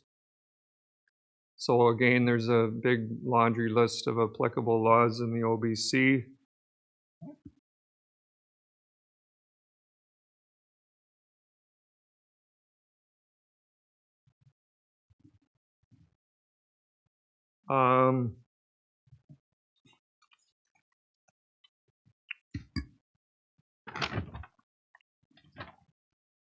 So this is a reference from the Ontario Building Code, and again, I won't take a lot of time on these slides, but it's basically indicating all the requirements for subsurface and surface drainage for building, for construction. Next slide, please. So you can see that section 914 is pretty elaborate. There's all kinds of considerations there. Next slide, please.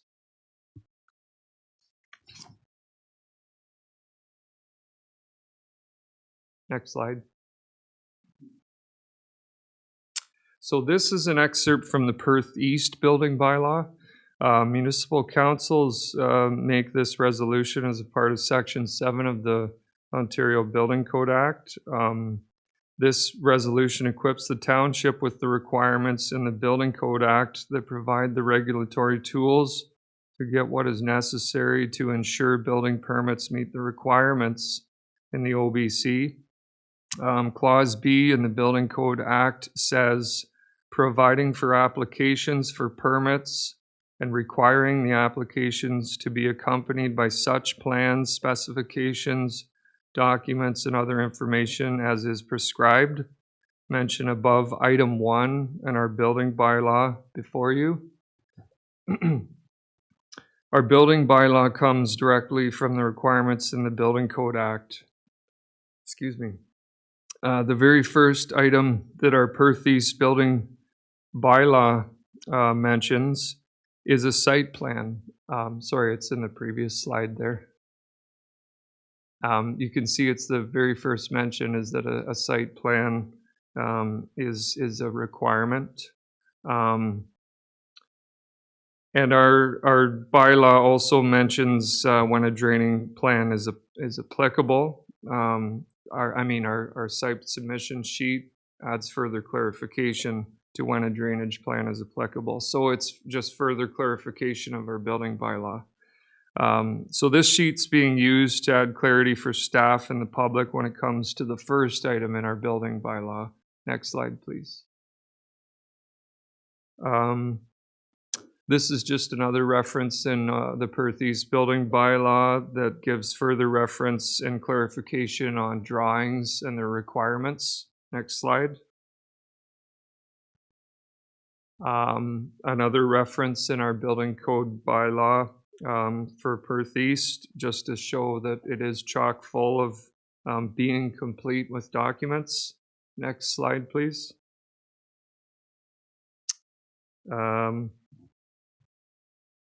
Next slide.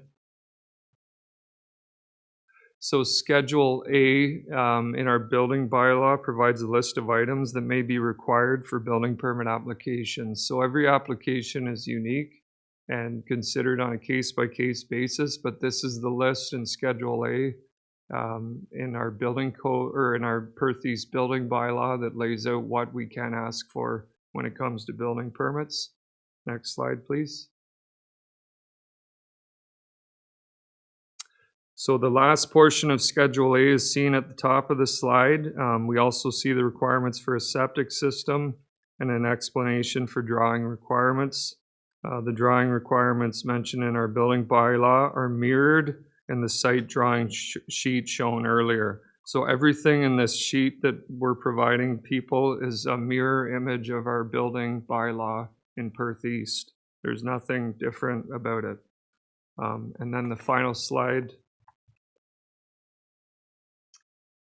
So this is almost the last portion of our Perth East building bylaw that establishes the code of conduct for the CBO and inspectors, and lays out how we are to conduct ourselves when it comes to building permit issuance.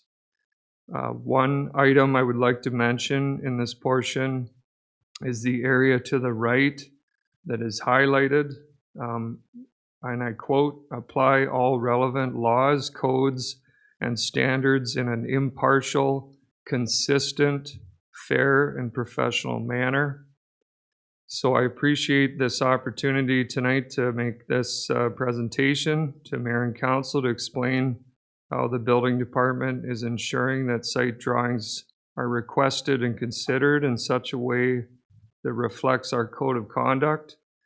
And consistency is incredibly important, and the site drawing sheet provides clear direction for all parties involved, with a basic platform to establish what necessitates a reasonable level of site drawing submission. Building permit applications are not all the same. Each one is unique. The site drawing information we provide and rely on is used to establish a basic understanding of the level required based upon the size and type of construction. Thank you for the opportunity to present on the site drawing requirements, and I'll be happy to answer any questions. Okay, questions of the report? Andrew? Thank you, Mary. Thanks for the report. It's always good to do things right, especially not put your building on somebody else's lawn.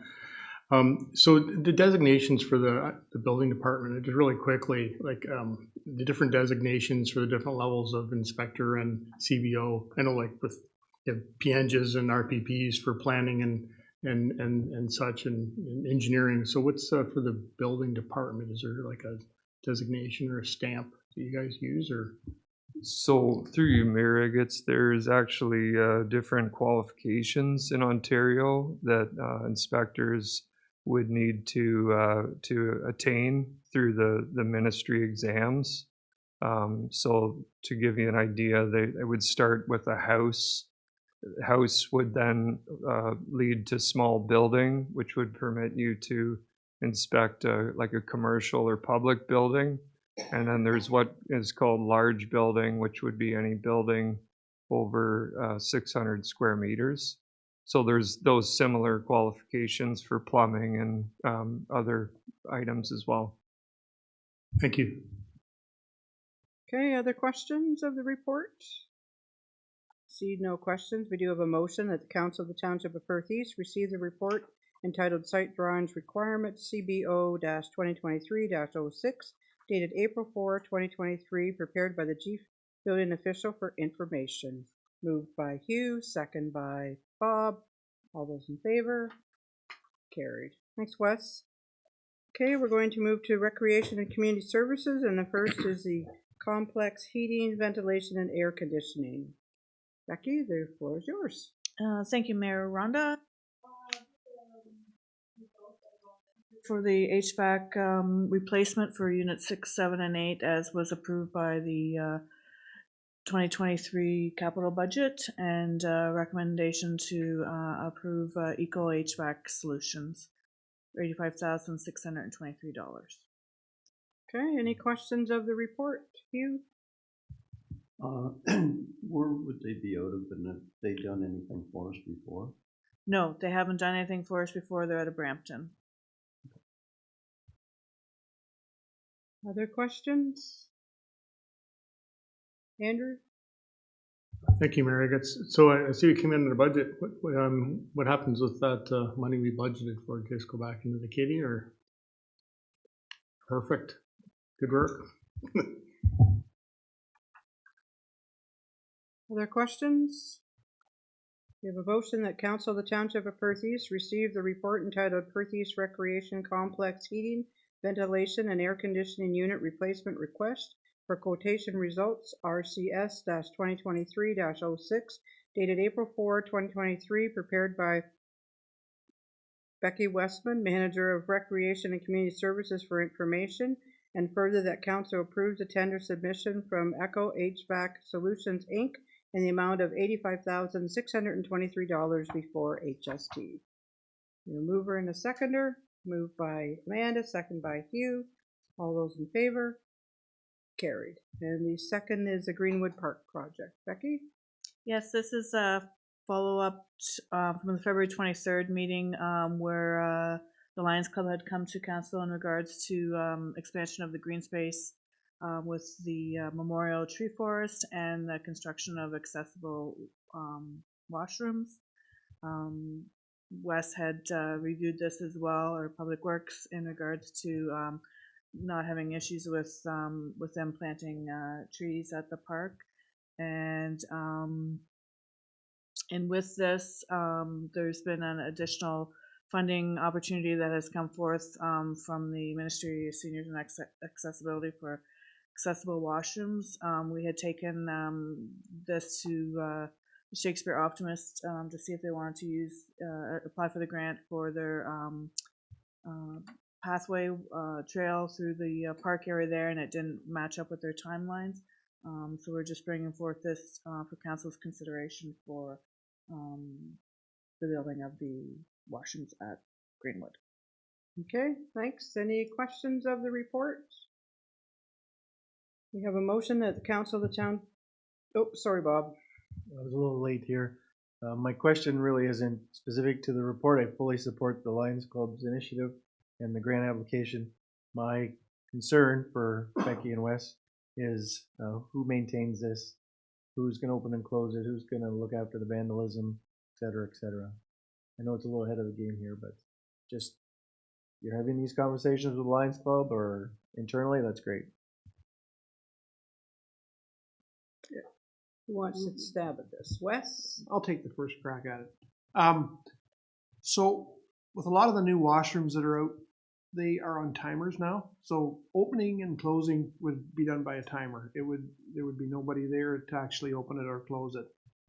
Maintenance, we have not talked to the Lions. We would be expecting probably that would be a conversation that we would have with them, but we haven't at this time. It was more or less waiting to see if we got council support or not first. Okay, anything else? No, we do have a motion that the Council of the Township of Perth East receive the report entitled Greenwood Park Project RCS-2023-06 23-07 and PUB 2023-07 dated April 4, 2023, prepared by the Manager of Recreation and Community Services and the Manager of Public Works and Parks for information, and further that council authorize staff to submit an application for the Inclusive Community Grant for the construction of an accessible washroom at Greenwood Park. We have a mover, moved by Andrew, second by Jerry. All in favor? Carried. Thanks, Becky. Thank Now you. we're going to move to fire, appointment of Perth East Fire Department, Stephenville Station Fire Chief, and Mike is going to do this. I'm grateful to pinch hit for the fire chief on what I think is a pretty straightforward report and a very positive report for council to consider. I think it's a great example of succession planning happening within the fire department, and also the ability to retain a lot of knowledge with Gary staying on as the station watch position too. So I'll try to address any questions, but I think it's pretty straightforward for council. Okay, questions of the report?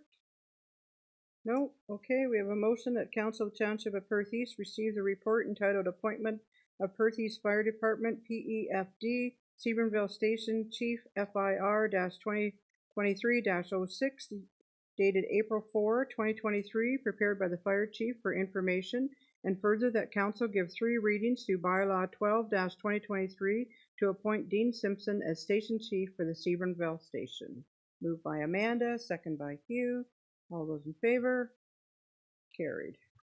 Okay, we don't have any correspondence. We move on to council and meeting committee reports. You have my mayor's meeting log where I was for the month of March. Is there any questions on any of those items?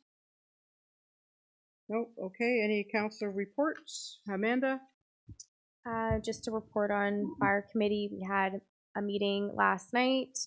And we talked about a number of things, including community risk assessment that our fire chief is currently undergoing. And the other item we talked about is the update on our fire truck that was supposed to be here with us last December. But it is expected to be arriving sometime this month. There was a virtual inspection that took place, and it'll be inspected again before it reaches our possession in Woodstock when it arrives in Ontario.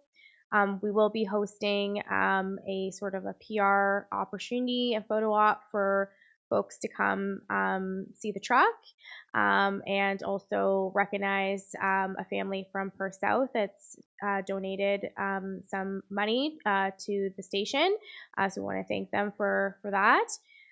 We also, there was a list of different events happening throughout the year that we know of to date. So happy to circulate that for rest of council for those who might be interested in participating.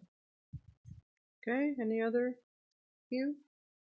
Yeah, I went to the home show in Stratford, and the Perth East and West Perth Fire Department had a display there. It was quite good a display, and while I happened to be going through, there was Aiden, and I have written down his last name, and I have forgot that piece of paper.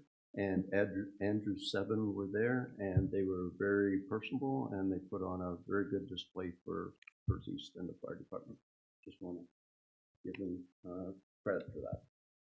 Okay, thank you. Any other reports? No, okay. We need a motion to accept the mayor's meeting log and the reports that were given verbally. Moved by Amanda, second by Hugh. All in favor? Carried. Okay, we're moving to bylaws. We have 3 bylaws that are read first, second, third, and final time. We have bylaw 12-2023 to appoint the Perth East Fire Department Station Chief. That was 8.8.1 tonight. Bylaw 13-2023, and it's to repeal bylaw 18-2016. It's a bylaw to appoint the Perth East Fire Department Station Chiefs. And the third bylaw is bylaw 103-2023, and it's a bylaw to levy the assessment for the maintenance of the Stan Herb Municipal Drain 2016 North and Southeast Hope Wards. So we need a mover and a seconder for that. Moved by Amanda, second by Hugh. Questions? Just one question on Stan Herb Drain. They talk about block assessments to Shakespeare and Sebastopol, and I kind of remember that coming around in 12 years ago.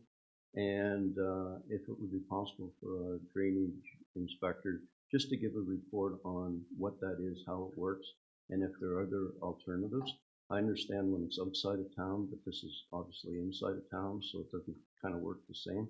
And if it would be council's purview, I would really like to know a bit more about that. If that would be, if council would allow that.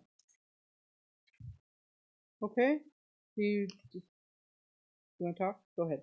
I was just going to say, yeah, I think certainly staff could prepare a report around the block assessment piece. We've done a little legwork in that area, Deputy Mayor. So I think if that's something council is interested in, we can certainly prepare that. Okay, do you need a motion, or that's just direction that the report will come back? If the chair is comfortable that there's enough nods in the room, I think we can treat that as direction. Okay, everybody good with that? Okay, so it will come back then. Okay, so we have it moved and seconded by Hugh and Amanda and Hugh. So all those in favor? Carried. Okay, we have no need for a closed section, no business then, no, and do we have any notice of motions? New business, we have the three items, the three delegations that we had. So the first one is that Council of the Township of Perth East received a presentation from Tyler Sager, Manager of Legislative Services / Clerk, and Rachel Cannon, Legislative Assistant, Perth County 2023-2027, Perth County Joint Accessibility Plan for information, and further that Council received the 2023 to 2027 Joint Accessibility Plan report, and further that Council approves the 2023 to 2027 Joint Accessibility Plan. So we need a mover and a seconder. Moved by Hugh, second by Bob. All in favor? Carried. And our second delegation was Council of the Township of Perth East received a presentation from Tyler Sager, Manager of Legislative Services / Clerk, and Sean McCoy, Legislative Services Coordinator / Deputy Clerk, Perth County Forestry, for information. We need a mover and a seconder. Moved by Amanda, second by Bob. All those in favor? Carried. And the third delegation was the Council of the Township of Perth East received a presentation from Julie Danon, President, and Sam Knechtel, Director, Perth County Federation of Agriculture, PCFA, and Margaret Vincent, Member Services Representative, Ontario Federation of Agriculture, OFA-PCFA and OFA, who we are and what we do for information. Moved by Jerry, second by Hugh. All in favor? Carried. Do we have any announcements? Andrew? I'm going to mention it. I'm not sure if anybody knows, but on maybe Hugh can confirm this because I'm just looking at their Facebook page. Shakespeare Optimists is having a walking path information session on April 15th at 9 a.m. at the park there. They've already got some outside exercise equipment. So if you feel like doing a little workout, depending on the weather, go and see where they're at. They've done a lot of work already and a lot of work left to do. And time? April 15th, it says it starts at 9 a.m. I'm going to say come and have a coffee and donut and get updated. Okay. Any other announcements? Not, then we have our confirmatory bylaw. That's a bylaw number 15-2023, being a bylaw to confirm the proceedings of the Council of the Township of Perth East at its regular meeting held on April 4, 2023, be read a first, second, and third time. Moved by Hugh, second by Amanda. All in favor? Carried. And the last motion of the night is that we adjourn at 9:46. Moved by Hugh, second by Amanda. All in favor? Carried. Great. Thanks, everyone. An awful lot on our agenda.